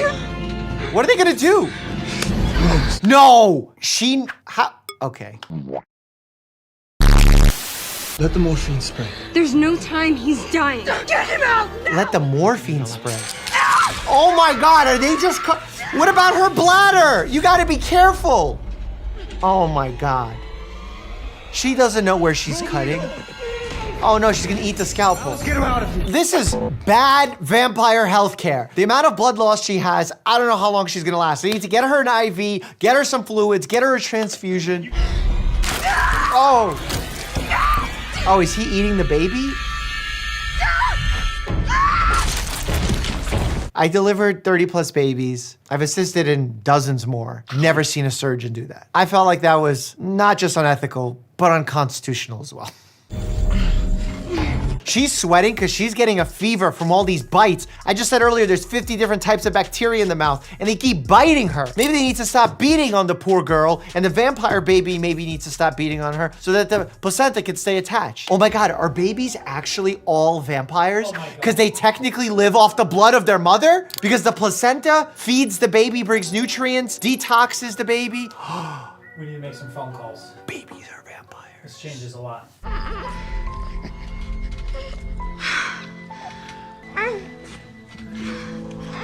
Yeah, skin to skin is important. This is actually a medically evidence-based practice where it creates bonding between the mother and the baby, so we do recommend this. Mom's clearly really sick though and febrile. Like, we gotta get antibiotics, like systemic IV antibiotics going. I can't even think about all the bacteria that's flowing through her blood. Like, I think if we were to take a sample of her blood and culture and do a blood culture, we'd see all sorts of bacteria grow, like trees of bacteria grow on the growth plate. By the way, here's what a growth plate looks like when we do a blood culture. Oh, what happened? What's happening? Who's bleeding? Who's dying? I heard a Oh, is she dying? She looks frail. Bella? Bella? Oh no. Oh no. No, we don't need to do mouth to mouth anymore, bro. She was already breathing right before that, so she already has residual oxygen in her. So all you have to do is do chest compressions, chest compression, chest compression. If she's unresponsive with no pulse. Those are really bad chest compressions. My guy, you can't take your hands off the chest when you're doing chest compressions. Oh, what is that? Is that epinephrine? This is definitely not what's happening. But in advanced cardiac life support, when you can't bring someone back, you're doing chest compressions to buy them time. You would give epinephrine, the medicine that would hopefully restart the heart, into an IV. But back in the day, or if we didn't have IVs, we would literally take it and put it into the heart. And actually in Pulp Fiction, there's like a whole scene when they shot Uma Thurman. She was dying from an overdose of heroin, and you don't need to give naloxone into the heart, ever. You give it intramuscularly or IV. Welcome to Dr. X to Quentin Tarantino. Yeah, exactly. What's my venom? Oh, that was the venom. That's a different advanced cardiac life support. And the reason, by the way, we don't do it intracardiac is because it stops us from doing chest compressions. We want to keep doing chest compressions. It's supposed to be working. Bro, the reason it's not working is because you're not circulating the goddamn medication. It needs to be done with a rhythm, staying alive, staying alive. You can't just go, it's not working. Clearly didn't watch my TikTok live with the American Heart Association or visit one of my booths that are in airports across the United States with the American Heart Association teaching people how to do chest compressions. Is he disgusted at the situation that she's dying or his chest compressions? Because I can't tell. Isn't he a vampire? Can't he like spit on her and bring her back? Oh my God, look at those myelin sheaths. Neovascularization happening. I'm pulling out all the medical terminology. Those are actual real medical words. Oh, this is like a Gatorade commercial. Ooh, that was cool. Oh, you saw that? Her sternum just was like, what's up? We're back together now. Since her body completely healed, you'd think the bags under her eyes would go away too. Oh, they do. Spoke too soon. It's out. See anything? I'm about to black out. Whoa! Oh my God! Oh my God! Oh my God! Medical! Why do you wait to run over? She announced it. Oh my God! What happened? Lauren passed out. Just keep going. Just keep going. She's got people around her, Vic. She's okay. Yeah, so this is probably a vasovagal reaction where not enough circulation's going to her brain. She's probably gonna come to real quick. Lauren, you just fainted. Yep. Damn it. It's like, I didn't get the golden buzzer. Or whatever they have on this show. Immunity idol. Yesterday, a piece of sand got in my eye, and I guess I scratched my eye. Oh, corneal abrasion is so painful. The cornea has some of the most nerve fibers in the entire human body, like concentration-wise. Tearing, visual difficulties, pain, pain, pain, pain. It got swollen and I couldn't sleep at night. Oh, that's an infection. My man needs antibiotics. The first thing I'm gonna do is try and have a look inside your eye. So the way that we do this in order to do an exam for a corneal abrasion is we put a fluorescent stain. We put it's like a little thing on the edge of the eye. It puts a stain in. You just have to be really careful because it could permanently stain contacts and close. And then we either use a Woods lamp to light up the eye, a pen with a blue filter, or a proper way to do it is a slit lamp exam. You could see if there's any corneal abrasions there based on where the deposits of the fluorescent stain go. What I need to rule out is that he hasn't got an abrasion or an abnormality on his cornea, which is the clear part that covers his eye. So the only way to do that is to put in an orange dye, and I'm able to see things more clearly. Okay, so that's a fluorescent strip. Basically, when you put it at the edge of the eye, it makes the eye really orangey and yellow. It actually looks like there is what I would call a divot in his cornea. Oh, that's a problem. Is there something we can do out here? No.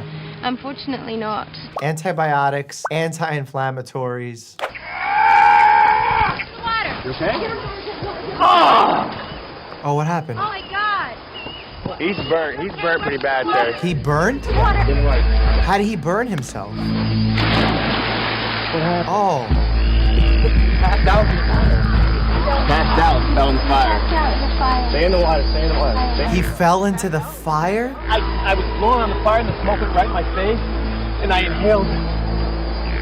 And I passed out. There must have been some toxic fumes there, because smoke inhalation for a short period of time is rarely strong enough to cause you to pass out instantly. The only way that can happen is there's some kind of chemical process going on, like something burning, causing a poison sensation. When you're around a fire, there's a few things that can happen that could cause you to not get enough oxygen. A, fire essentially burns and eats up off that oxygen, so it can cause you to asphyxiate. Also, when you're burning something, you naturally create carbon monoxide, which when you inhale actually binds with the hemoglobin in your blood, which normally carries oxygen, and competes with the oxygen that you're also inhaling to bind to that hemoglobin, forming carboxyhemoglobin. And then that circulates through your body, not giving your tissues the oxygen that it needs. And as a result, you can die from carbon monoxide poisoning. We've seen that time and time again. And the way to reverse that is by giving a patient a ton of oxygen to sort of outcompete that carbon monoxide that is already floating around in the blood trying to bind to the hemoglobin. Another thing obviously that could happen is like a chemical burn of your trachea, and that's really problematic. You need a breathing tube for that. Oh!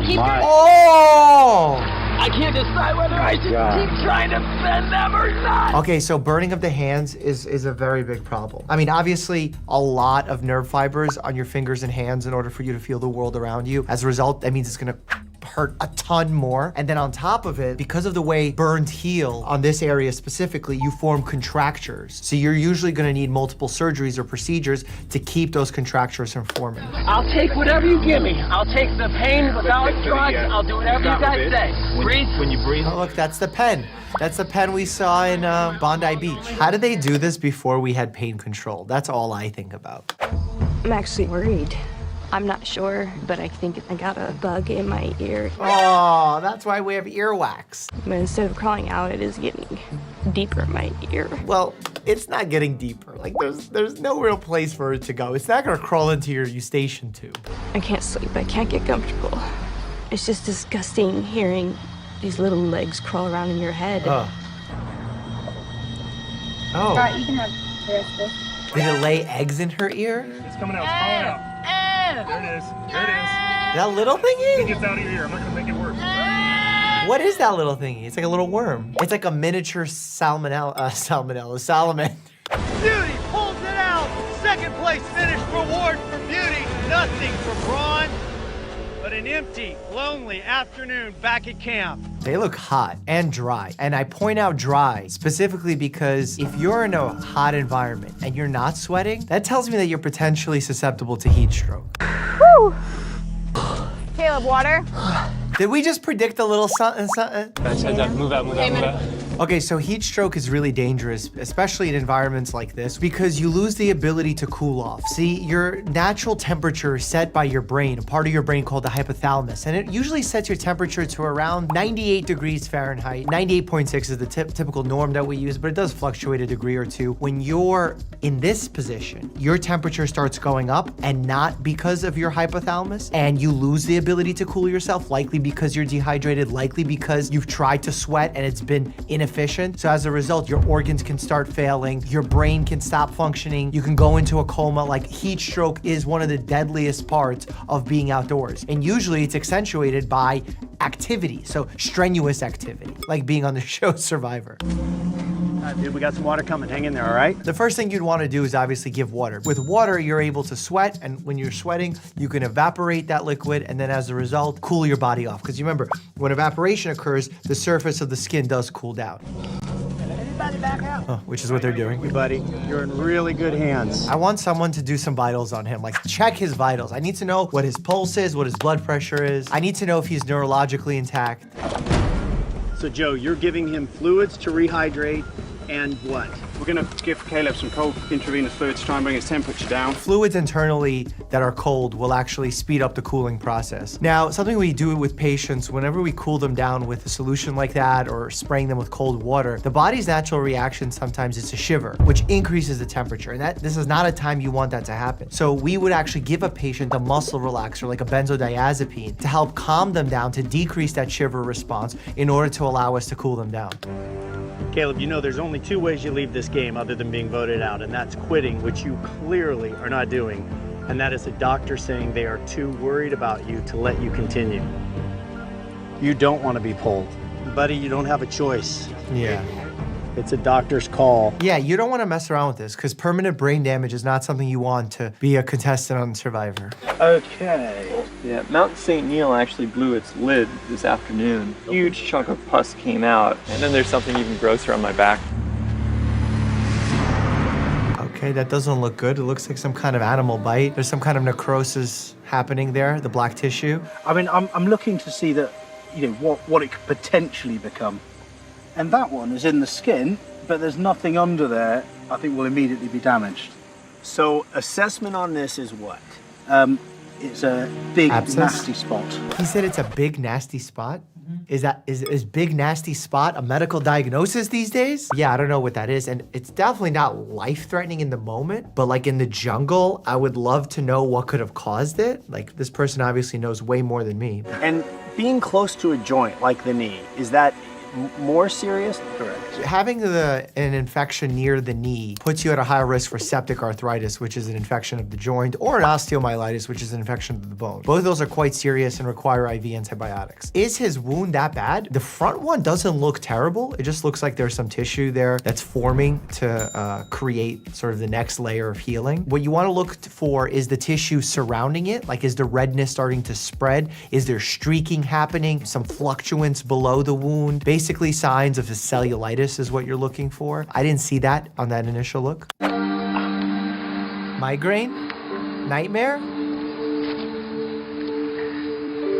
Back pain from sleeping on the floor? I think it's really bad. Bruce had really horrible stomach pains. He's had pains for about 4 days now, and it just got really unbearable for him. The worry here is appendicitis. Obviously, that's a surgical emergency. Colitis would be a big problem too. You're gonna need antibiotics for that. I've got to assess you first before I can start giving you any treatment. That's really important with abdominal pain, that you don't give pain medicine too early in the treatment before you examine, because you might not know what's going on. Don't. The areas where he's pushing looks like it's an appendicitis. Technically, appendicitis starts on the right lower quadrant, but there's been stories of patients having it in the center of their abdomen, then migrating to the right lower quadrant. Some people having contralateral pain on the opposite side. So like, there's never a clear answer with appendicitis, especially it depends on where in the course of the appendicitis that you are. Early stages, late stages, has it perforated, now is spreading through your entire abdomen? I can't rule out that it's not his appendix. Sure. Point is we have to take it. Getting transported like that with an appendicitis would be so painful, because any kind of jiggling of the abdomen, of an acute abdomen, is so painful. That's why one of the special tests we use is we have a patient jump on their heels to see if there is a truly acute abdomen. They'll tell you right away. They'll scream and tell you it's terrible. They ran some tests and found out that his entire digestive system, his colon and his bladder, were blocked. Nothing was coming out. What? Are they saying he was constipated? Something doesn't make sense. He had such bad constipation that it was also blocking his bladder? Because the colon runs from here across up and then down. and then becomes the small intestine. The bladder is down here in the pubic area. The only thing that it could be a vesiculocolonic fistula, where if you have a passageway created between the colon and the bladder, where feces can actually travel into the bladder, causing an infection and a blockage. You feel my hand.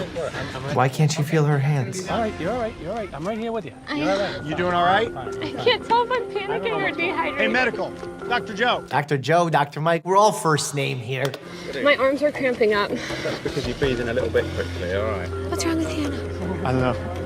You're not gonna let me die. Of course I'm not. You're gonna let me die. I love that he's God and he controls who lives and dies. This is just because you're breathing a little bit quick, Hannah. So if you breathe out too quickly, you can actually create an oxygen-carbon dioxide imbalance, like sort of blow off carbon dioxide, and as a result cause an acid-base imbalance in your bloodstream. I knew coming out here that panic attacks are something that I'm prone to, but I just didn't want to be one of those people. Well, panic attacks can make the situation worse because during a panic attack, you feel tightness of the chest, you start getting anxious. When you're hyperventilating, you release too much carbon dioxide. And when you release carbon dioxide, which acts as an acid in your blood, you actually shift that to have your blood become a higher pH, which makes it turn upside down. These are maneuvers that we do to actually try and expedite the baby turning to be non-breech, meaning head down. But it's funny that they threw a little Will Smith action there. Prince of Bel-Air. What is it, gallbladder? Can't you see I have a lot to do? I made these. You made stones? You're just supposed to hold what I give you. Get out, go on. I make these.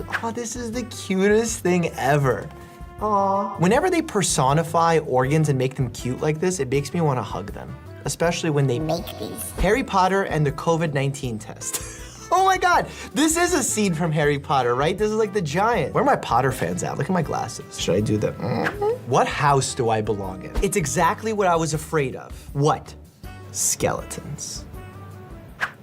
I have some bad news for you. You know what you have inside of you? Don't tell anybody that I told you this. A friggin' skeleton is inside you.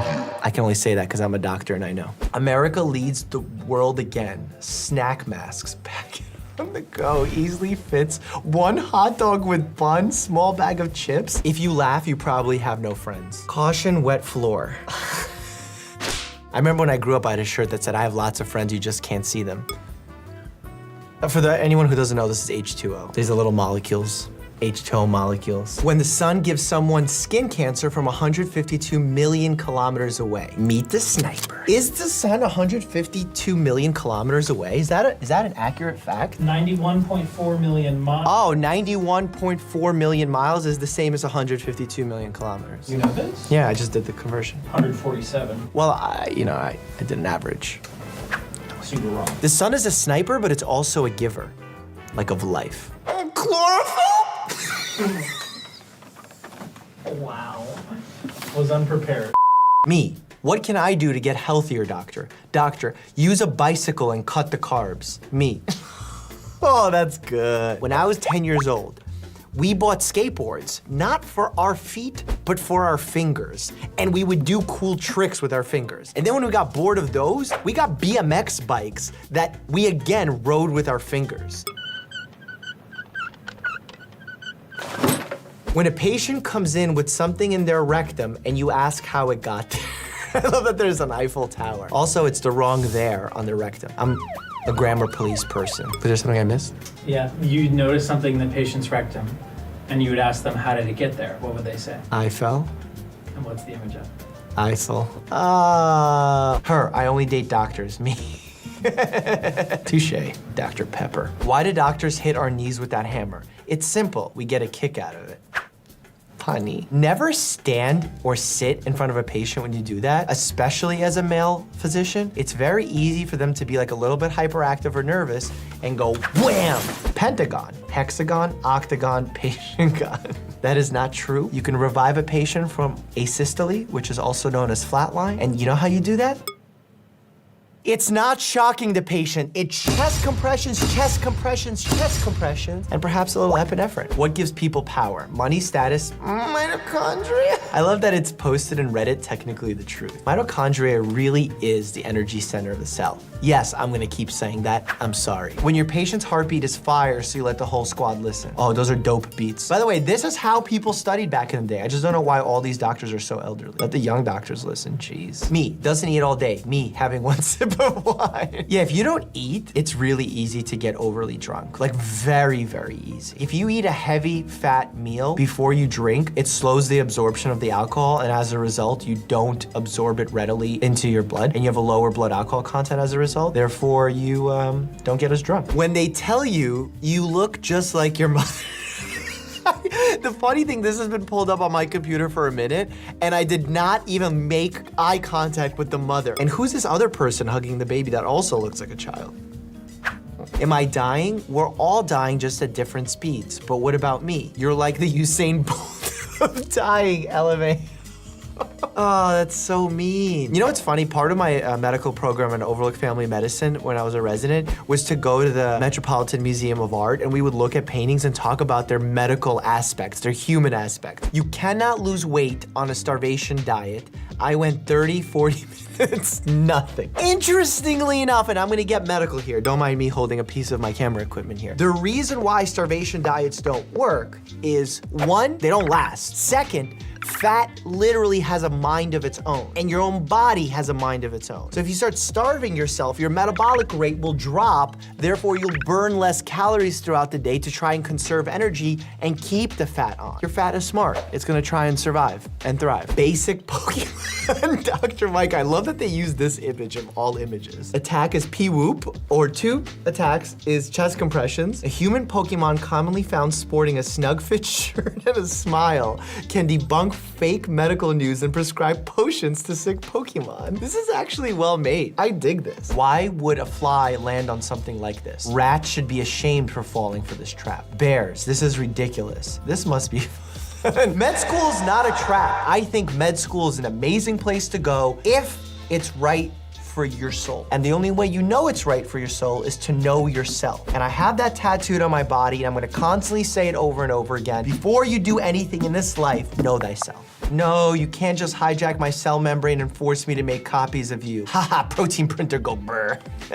For those of you who don't know, this is the COVID-19 vaccination mRNA process, where we actually code for the mRNA spike protein that's found on COVID-19. We then put it in a lipid encapsulated membrane. We shoot it into your cell, and then your cell's like, oh, you can hijack me and I'm just gonna make copies of you. And then your cells realize, oh no, this is not our own cells. Let's kill it and create a defense to it. And now you're protected from COVID-19 without actually getting COVID-19 or being exposed to COVID-19. Hashtag science. Dr. Mike, don't use Q-tips in your ear. Me fights the urge for 3 hours. Don't do it.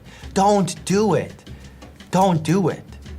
Don't do it. Oh no! Oh, there's so much wrong with this picture, man. Not only do I have like salad in my mouth, there's dressing all over my lips, my chest hair is sticking out, the microphone lapel mic is visible, I'm wearing that dirty apron. At least my hair looks decent. Ugh. And then I said, I've not progressed from my writing style since 5th grade. I've been getting by on the excuse that it's doctor's handwriting. No, folks, it's bad children's handwriting that I never practiced. And now with computers and cell phones, I have an excuse not to. Appendix, normal appendix, inflamed appendix, ruptured appendix, acute appendix. Aww, this is really good. I like that. Aw. I mean, not aw for someone who has a ruptured appendix. How come after like age 26, your body starts to make clicking sounds when you stretch? Is that the warranty expiring? It's most definitely the warranty expiring. Although I wouldn't say 26, I would probably raise it to like 28. I'm 31, I'm definitely starting to feel it. One of the main reasons I feel it is because my 16-year-old nephews are starting to get close to beating me in basketball, and that's a problem. What y'all call this? Mouth chandelier. Although I'll be worried about those tonsils. There's some serious crypts in there where stones can form, also known as tonsil stones. Karen with her essential oils. I don't fear you. Coronavirus. Then you will die. I talk smack about essential oils when it comes to making false claims. But guess what? I have essential oils all over my apartment. There's a diffuser that sprays. Oh, it's a nebulizer, sorry. A nebulizer that nebulizes. I have those diffusers that like you put the little reeds in. I like essential oils, which is weird to be at war with them. But I'm only at war with the essential oils that claim to be healing when they're not really healing. The coronavirus doesn't care if you smell like lavender. Me, my online classes tasks Dr. Mike. Medically accurate, right? Definitely. I think I'm having a heart attack. I don't think that's it. I'm not kidding. What does that mean? I think what he's trying to say is that he's having a heart attack. Oh, he's having a heart attack. Tightness. Come on. Shortness of breath. Oh, this is ridiculous. Radiating waves of pain. Those are 3 classic symptoms of a heart attack, but there are some that are less common. Pain radiating to the jaw, to the left arm. Left arm. Left arm. We oftentimes have people describe feelings of indigestion when in reality it's just radiating or referred pain from the cardiac region. While there are classic signs of a heart attack, it's important to know that some signs are more subtle. So if you feel like you're having a heart attack, it's definitely time to call 911. Hey, how you doing, buddy?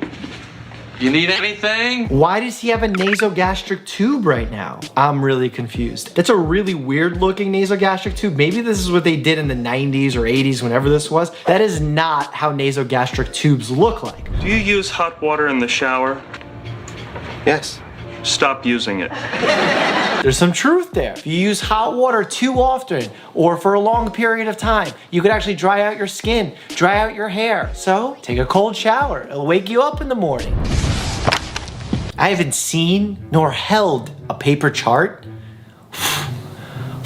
7 years. And even when I held it, it was to go into a filing room of old records that were growing cobwebs on them, but cobwebs don't grow. Now, a patient would have to hack into my electronic health record, which is protected by 4 passwords that change every 30 days and must be 20 characters in length, include a capital, lowercase, middle case letter, a number, a special character, a super subspecial character, along with the combination to my high school locker that I can only change each month with my credit card that must be connected to my phone that has Google Authenticator and phone verification on, as long as I have my passport number that I can then call and verify by phone using my voice recognition if I am able to go to the... I'll stop. You know, I noticed that someone wrote in my chart that I was difficult in January of '92. I don't think I've ever written in the chart something like difficult patient. I've definitely had difficult encounters, and if someone was being unprofessional, I definitely documented that. I told you one of my patients started telling me that she's communicating with my dead mother, and that's why she was there to see me, not for a medical condition. That was strange. I've had patients come in requesting controlled substances when they knew that they shouldn't be getting them storming out and getting really mad and cursing at myself and the staff. All that is documented.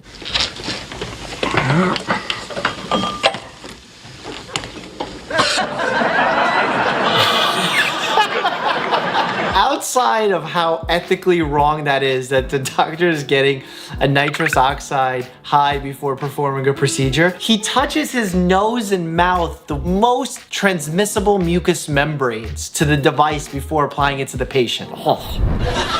What are you eating? Junior Mint. You want one? No. Take one. I don't want one. No, they're good. Take one. I don't want any. Just take one. No, stop. Kramer, stop it.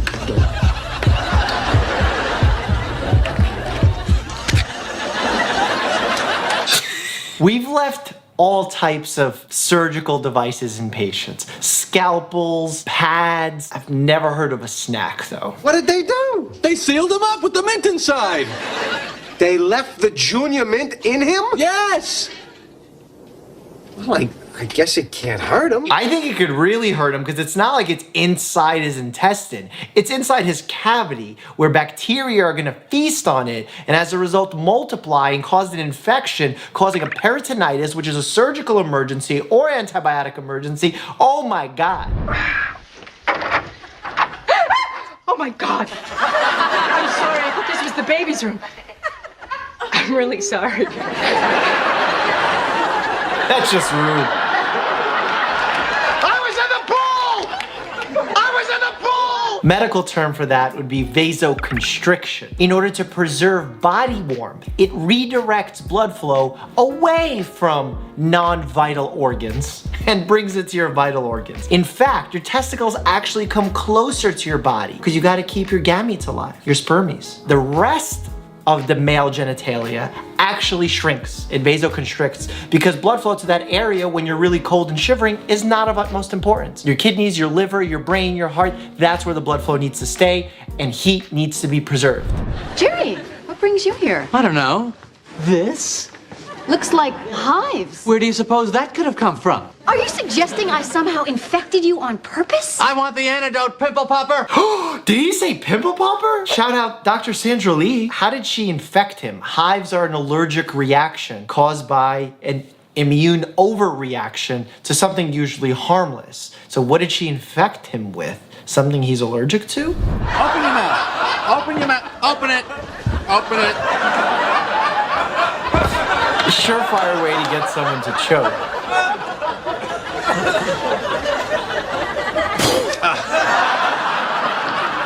What kind of pills are these anyway? For Smuckers? May cause panting and loss of fur?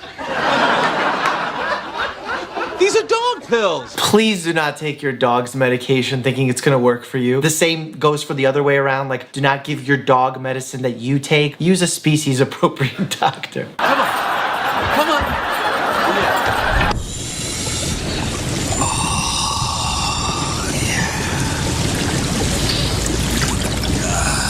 You know, there's actually a condition called hot tub folliculitis where your hair follicles can get an infection, usually with the bacteria Pseudomonas, which tends to live in hot tubs, and it could be a nasty, nasty infection. Don't Google it.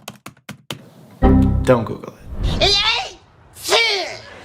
A little wetter. See, I didn't believe it. What's with the fake sneezing? Yeah, we're going down to Mount Sinai Hospital. See, they hire actors to help the students practice diagnoses. That's true, by the way. We actually have simulated patients where actors are paid to pretend they have medical conditions. We ask them questions. We even do parts of the physical exam on them. There's a special set of actors that we use for prostate and gynecological exams. This is mandatory training because otherwise, if you're uncomfortable being in a room with a patient, how are you supposed to deliver good care? And are you experiencing any discomfort? Just a little burning during urination. Okay. Any other pain? The haunting memories of lost love. Why do they have the med students all in there at the same time and the simulated patients in there in the same time and x-rays? There's so much wrong with this scene. What happens is you actually have a set of 10 rooms with 10 different simulated patients and you have the students rotate through each of the rooms. You have a set number of time that you're allowed to be in the room and a set number of time that you spend out of the room writing your note. That's actually part of your board exam, your licensing exam that you take, that you have to show you're capable of taking the practical portion of it, that you're capable of interacting with people. And so we danced. And I burned for her. Much like the burning during urination that I would experience soon afterwards. Gonorrhea. Gonorrhea. You don't just guess the patient's illness to their face without doing any other questions outside of hearing burning on urination. Why wouldn't he say urinary tract infection? That could be there too. You should ask about discharge, sexual partners, unprotected, protected sex. All those are important questions. I'm gonna make people feel. Join. Ow. Ow. I keep seeing these posts about healthcare workers coming home and avoiding contact with their families completely or taking off their scrubs before walking into their house so that they don't spread anything to them. But I personally feed my scrubs to my children every day that I come home from work because I didn't raise a family of Amberlynn, shut the fuck up. What just happened? That was the most aggressive TikTok. Is that a joke? Yeah, you should absolutely take off your scrubs before you see your family and take a shower. Like the first thing I do when I come home is like shower time. She said I feed it to my children. I was like, oh my God. Megan just asked me, have you ever twerked to orchestra?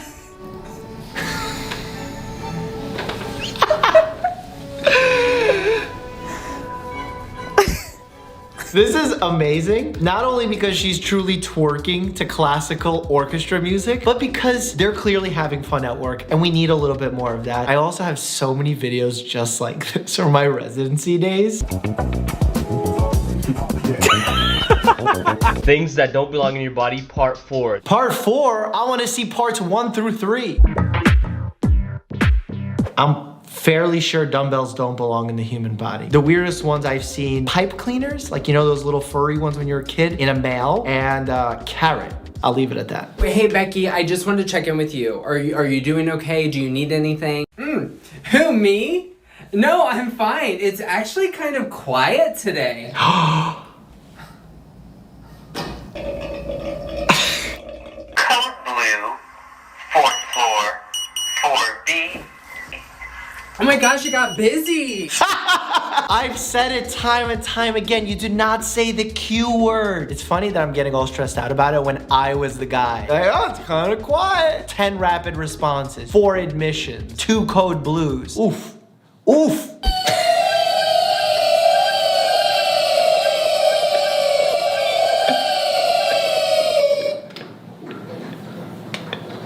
They took like the most gangsta driving thing. I don't even know what competition this is. They put piggy noises in the back of it. Soap is an amazing substance. Oh, Bill Nye, the science guy. We, by the way, became quite close friends at the Men in Black premiere. We actually tried to get him on the YouTube channel. We're still making that happen. Maybe you guys can exert some forces, some gravitational-like physical forces, and encourage him to come on the channel. Each soap molecule is like a string, with one end that sticks to water and the other end that sticks to oil or fat. So take a look at this. This string floating on water represents a coronavirus molecule. Watch what happens when we touch the surface of the water with this bar of soap. 3, 2, 1. The molecule falls apart. That's why you've got to wash your hands, wash your hands, wash your hands. Woo! Take that, virus molecule. Just so everyone knows, that sound effect is not actually what's happening when you wash your hands. Can you imagine how noisy bathrooms would be? But yes, soap does destroy the membrane, thereby killing viruses, bacteria, and the added benefit of washing your hands with soap and water, getting rid of foreign residue, dirt, and things like that. That moment when your doctor's office calls you and says, oh my goodness, we're so sorry, we forgot the extra screening that you requested. Can you come in and do a urine sample for us? And then you say, the extra screening I requested, and they say, yes. You wanted an STD test for chlamydia? And then you say, I'm pretty sure I don't have chlamydia. I did not request that. And then they say, uh-oh. That shouldn't happen. If a patient of the same name came in at the same time and there wasn't a name alert given either by the system or by the staff, you have called back patients incorrectly. And that can get very, very problematic because, as you know, healthcare information is a protected asset.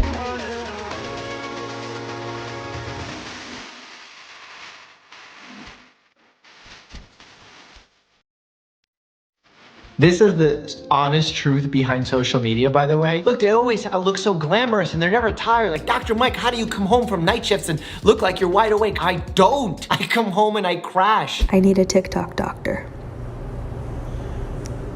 Look at it, it's so weird and inconsistent. When you're constantly typing, especially sitting in that non-ergonomic position where your hand is cocked backwards like that, it's quite uncomfortable. And as a result, when you overuse a muscle, especially one that's undertrained, you can cause spasms, cramps, and they happen just like that.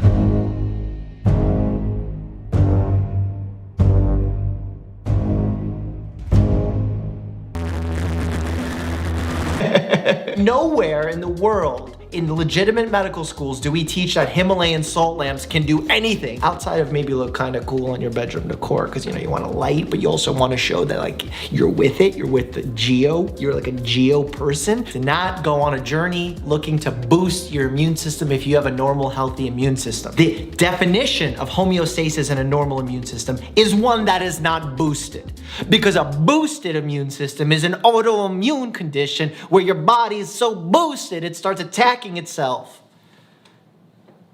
Don't boost it. Right?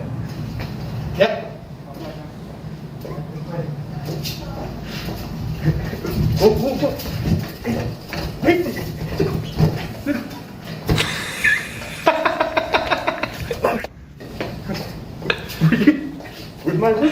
take me to my room.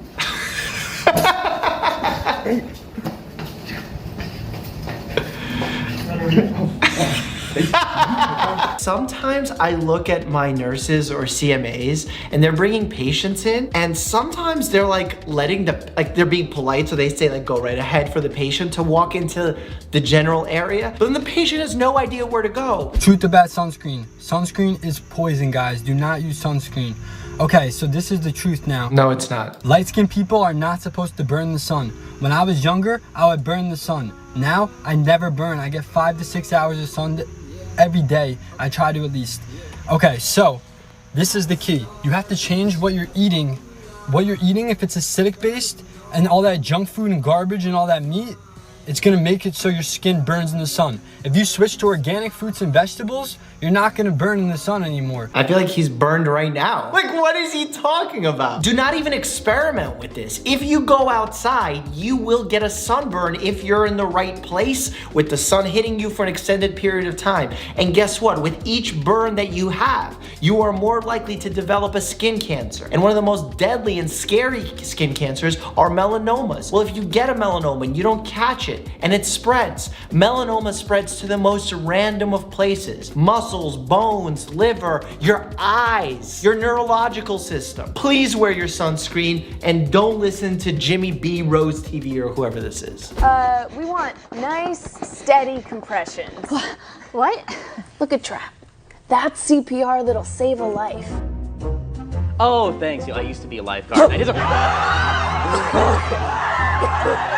happened? What did you do? I don't know. Where am I? You were too good at CPR.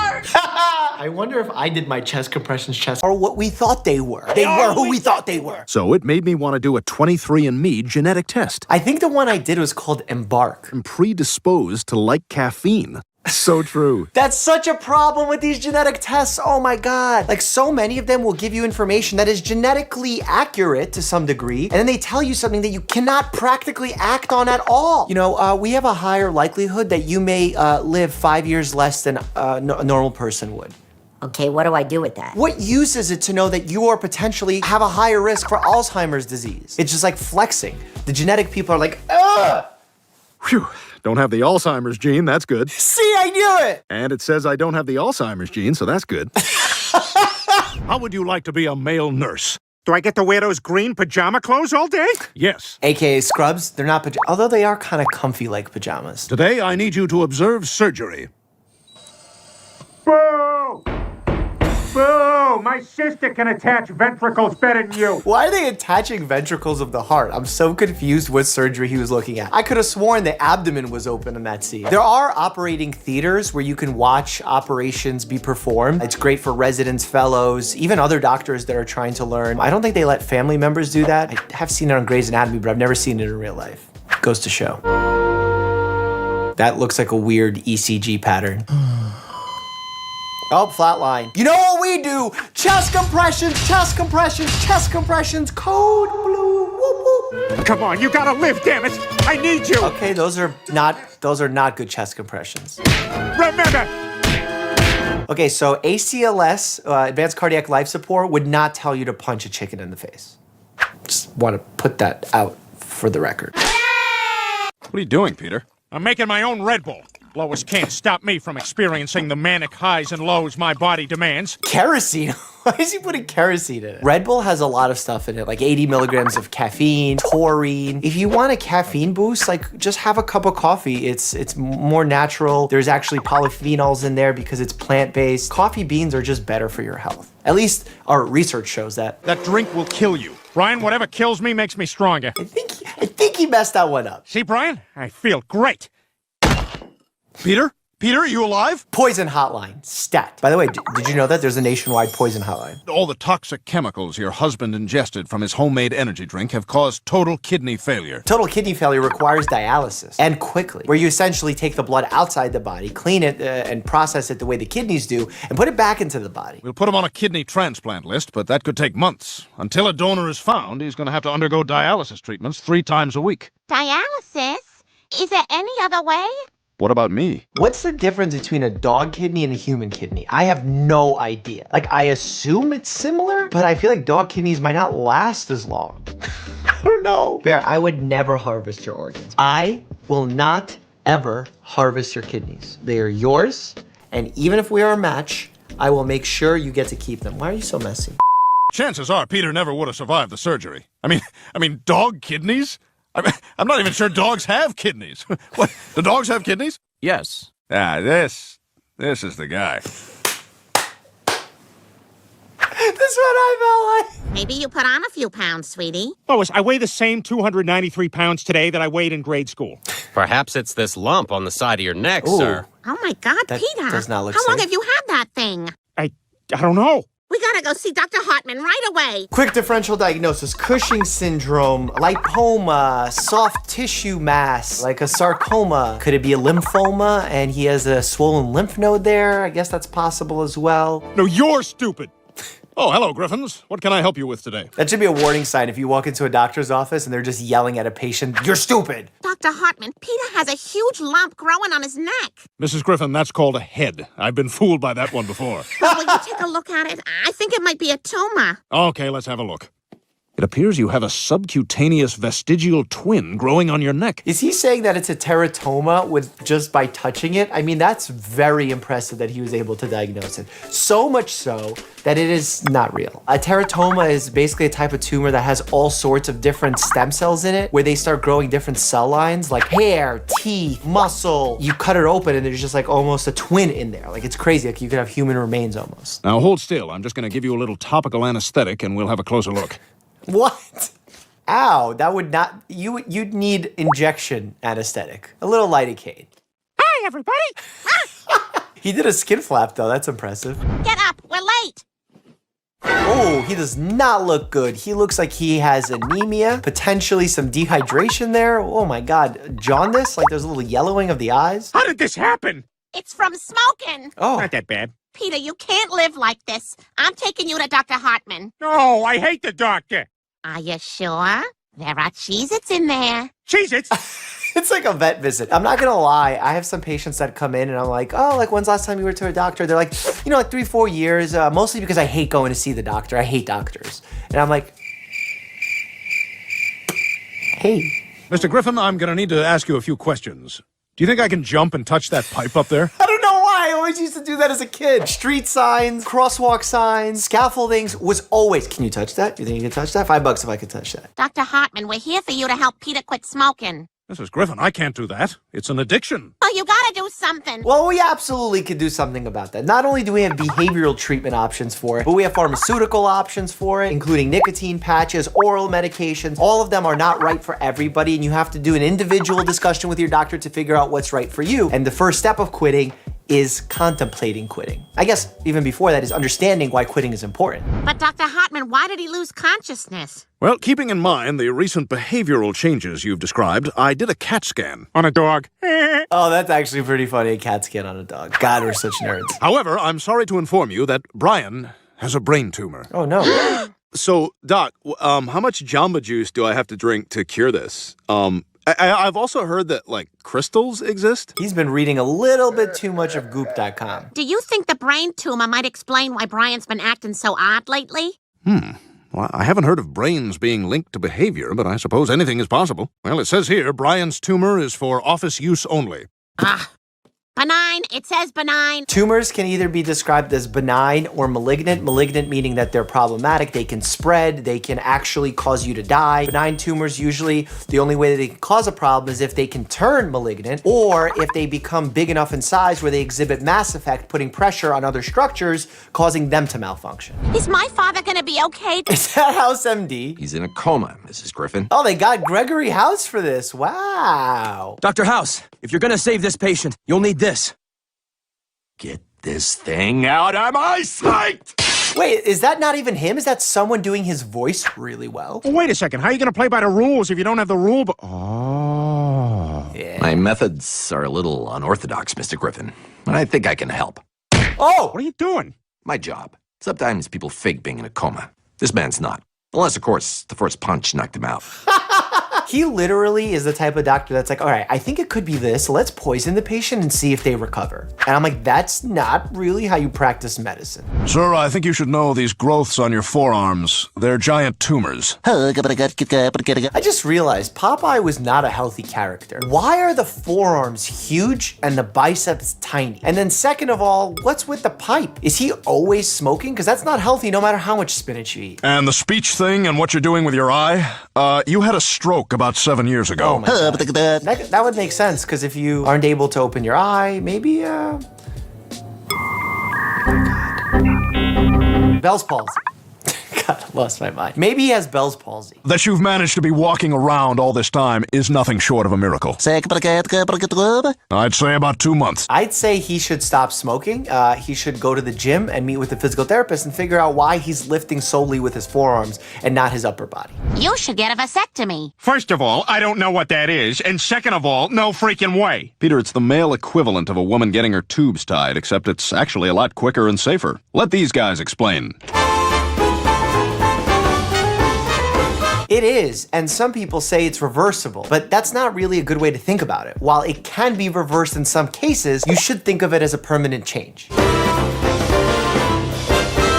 Excuse me, you still should be wearing a condom because of STI protections.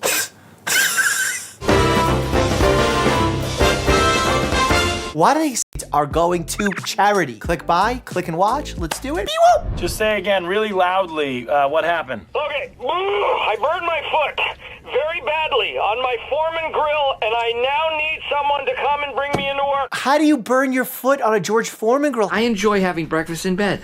I like waking up to the smell of bacon. Sue me. I don't really even recommend eating bacon because it's a processed meat which has a cancer risk. I mean, if you have it every now and then, it's not the end of the world. Do not cook it in bed while you're asleep with a hot, ugh. Today, I got up, I stepped onto the grill, and I clamped down on my foot. Oh! That looks so fake, by the way. It would be burnt, it would be bloody, there would be skin peeling. That looks like he just, like a little cat scratch. I had the worst experience when I was a kid. My sister was using one of these pots. The pot actually you use to steam and like breathe over to help your sinuses. She asked me to bring it from the kitchen after it boiled, and as I'm bringing it, I spill it all over my crotch. Oh my God.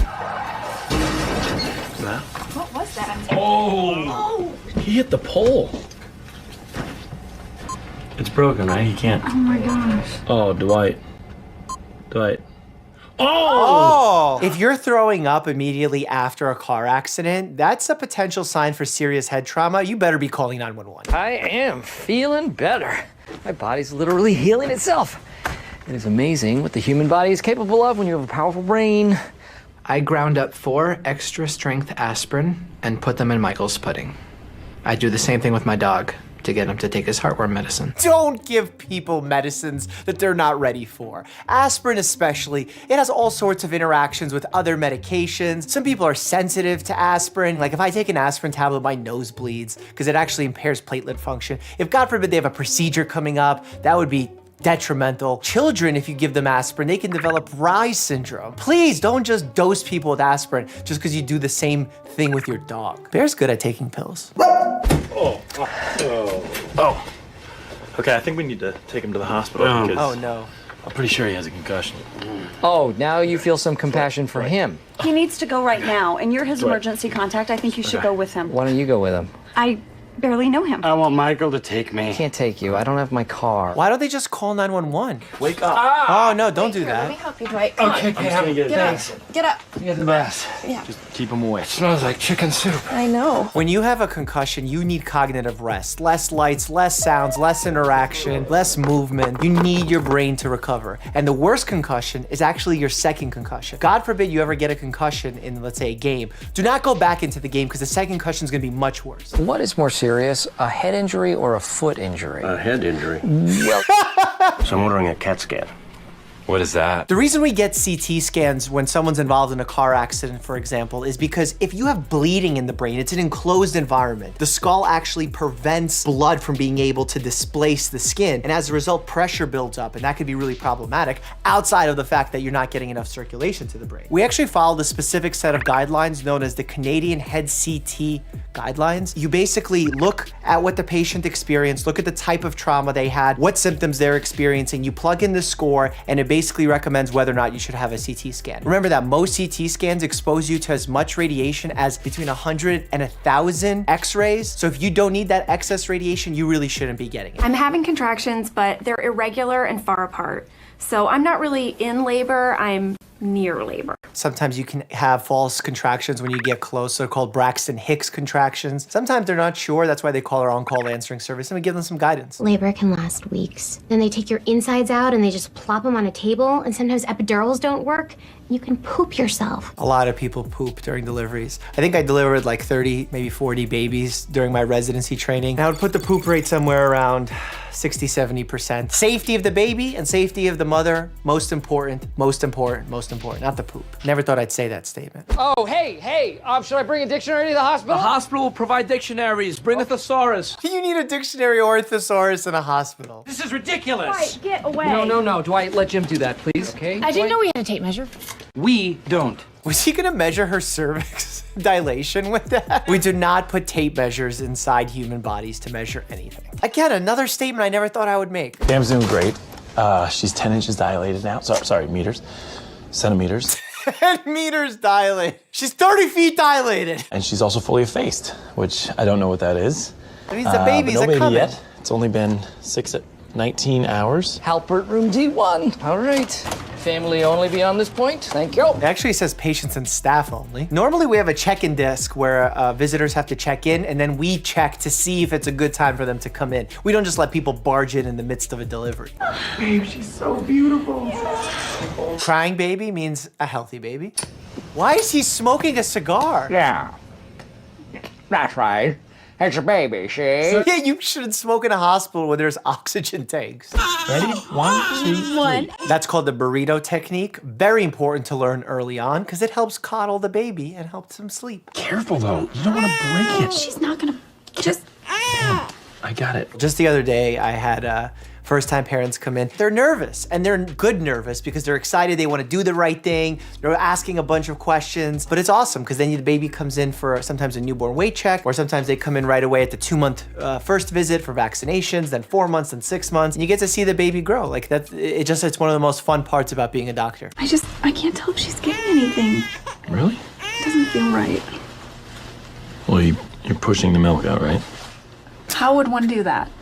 Wasn't it? It's kind of like a... No, you don't push milk out. The baby has to latch, and sometimes it's a process. The baby has a tongue tie, the breast anatomy. Sometimes it can be problematic, but it's all solvable. We have lactation specialists that meet with the moms. Perhaps they can do some supplementation, especially early on. It really depends on each individual case, but the general recommendation is to be breastfeeding your child. Fire.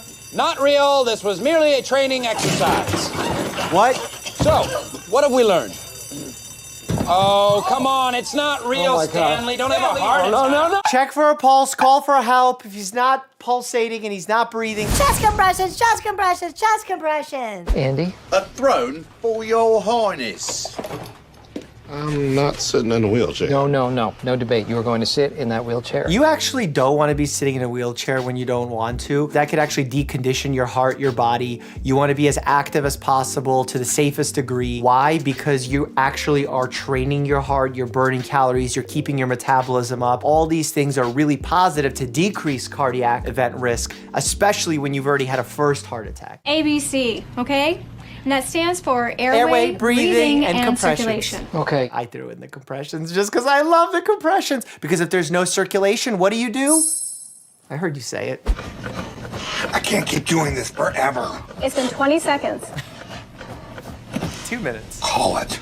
Call it. No, you do it until you realize that it is futile. Just to make it clear, I feel like this gets confused for most people when they watch these shows. If someone has a heart attack, it doesn't always mean that they need chest compressions. I've literally seen someone discuss this before, where they're like, oh my God, my family member's having a heart attack. Start chest compressions. No. Yes, heart attacks can sometimes lead to your heart stopping where you need chest compressions. Not all heart attacks need chest compressions. Person's awake and alert, they don't need chest compressions. You're losing them.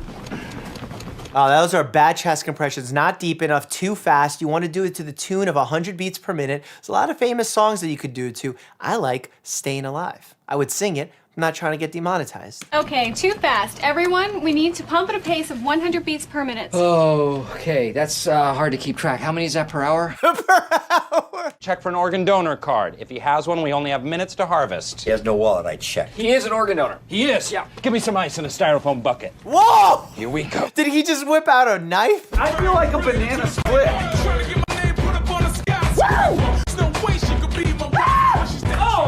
Oh, did we tear a groin muscle? When office parties get buck wild. I also don't know, he could have injured his testicular area. I was dancing and I did a split and I landed on my car keys in my pocket. Oh, I did not expect that to be the diagnosis. What is the ICD-10 code for that? What do you think is a worse story? Crashed a car because of a tiny spider or tore scrotum?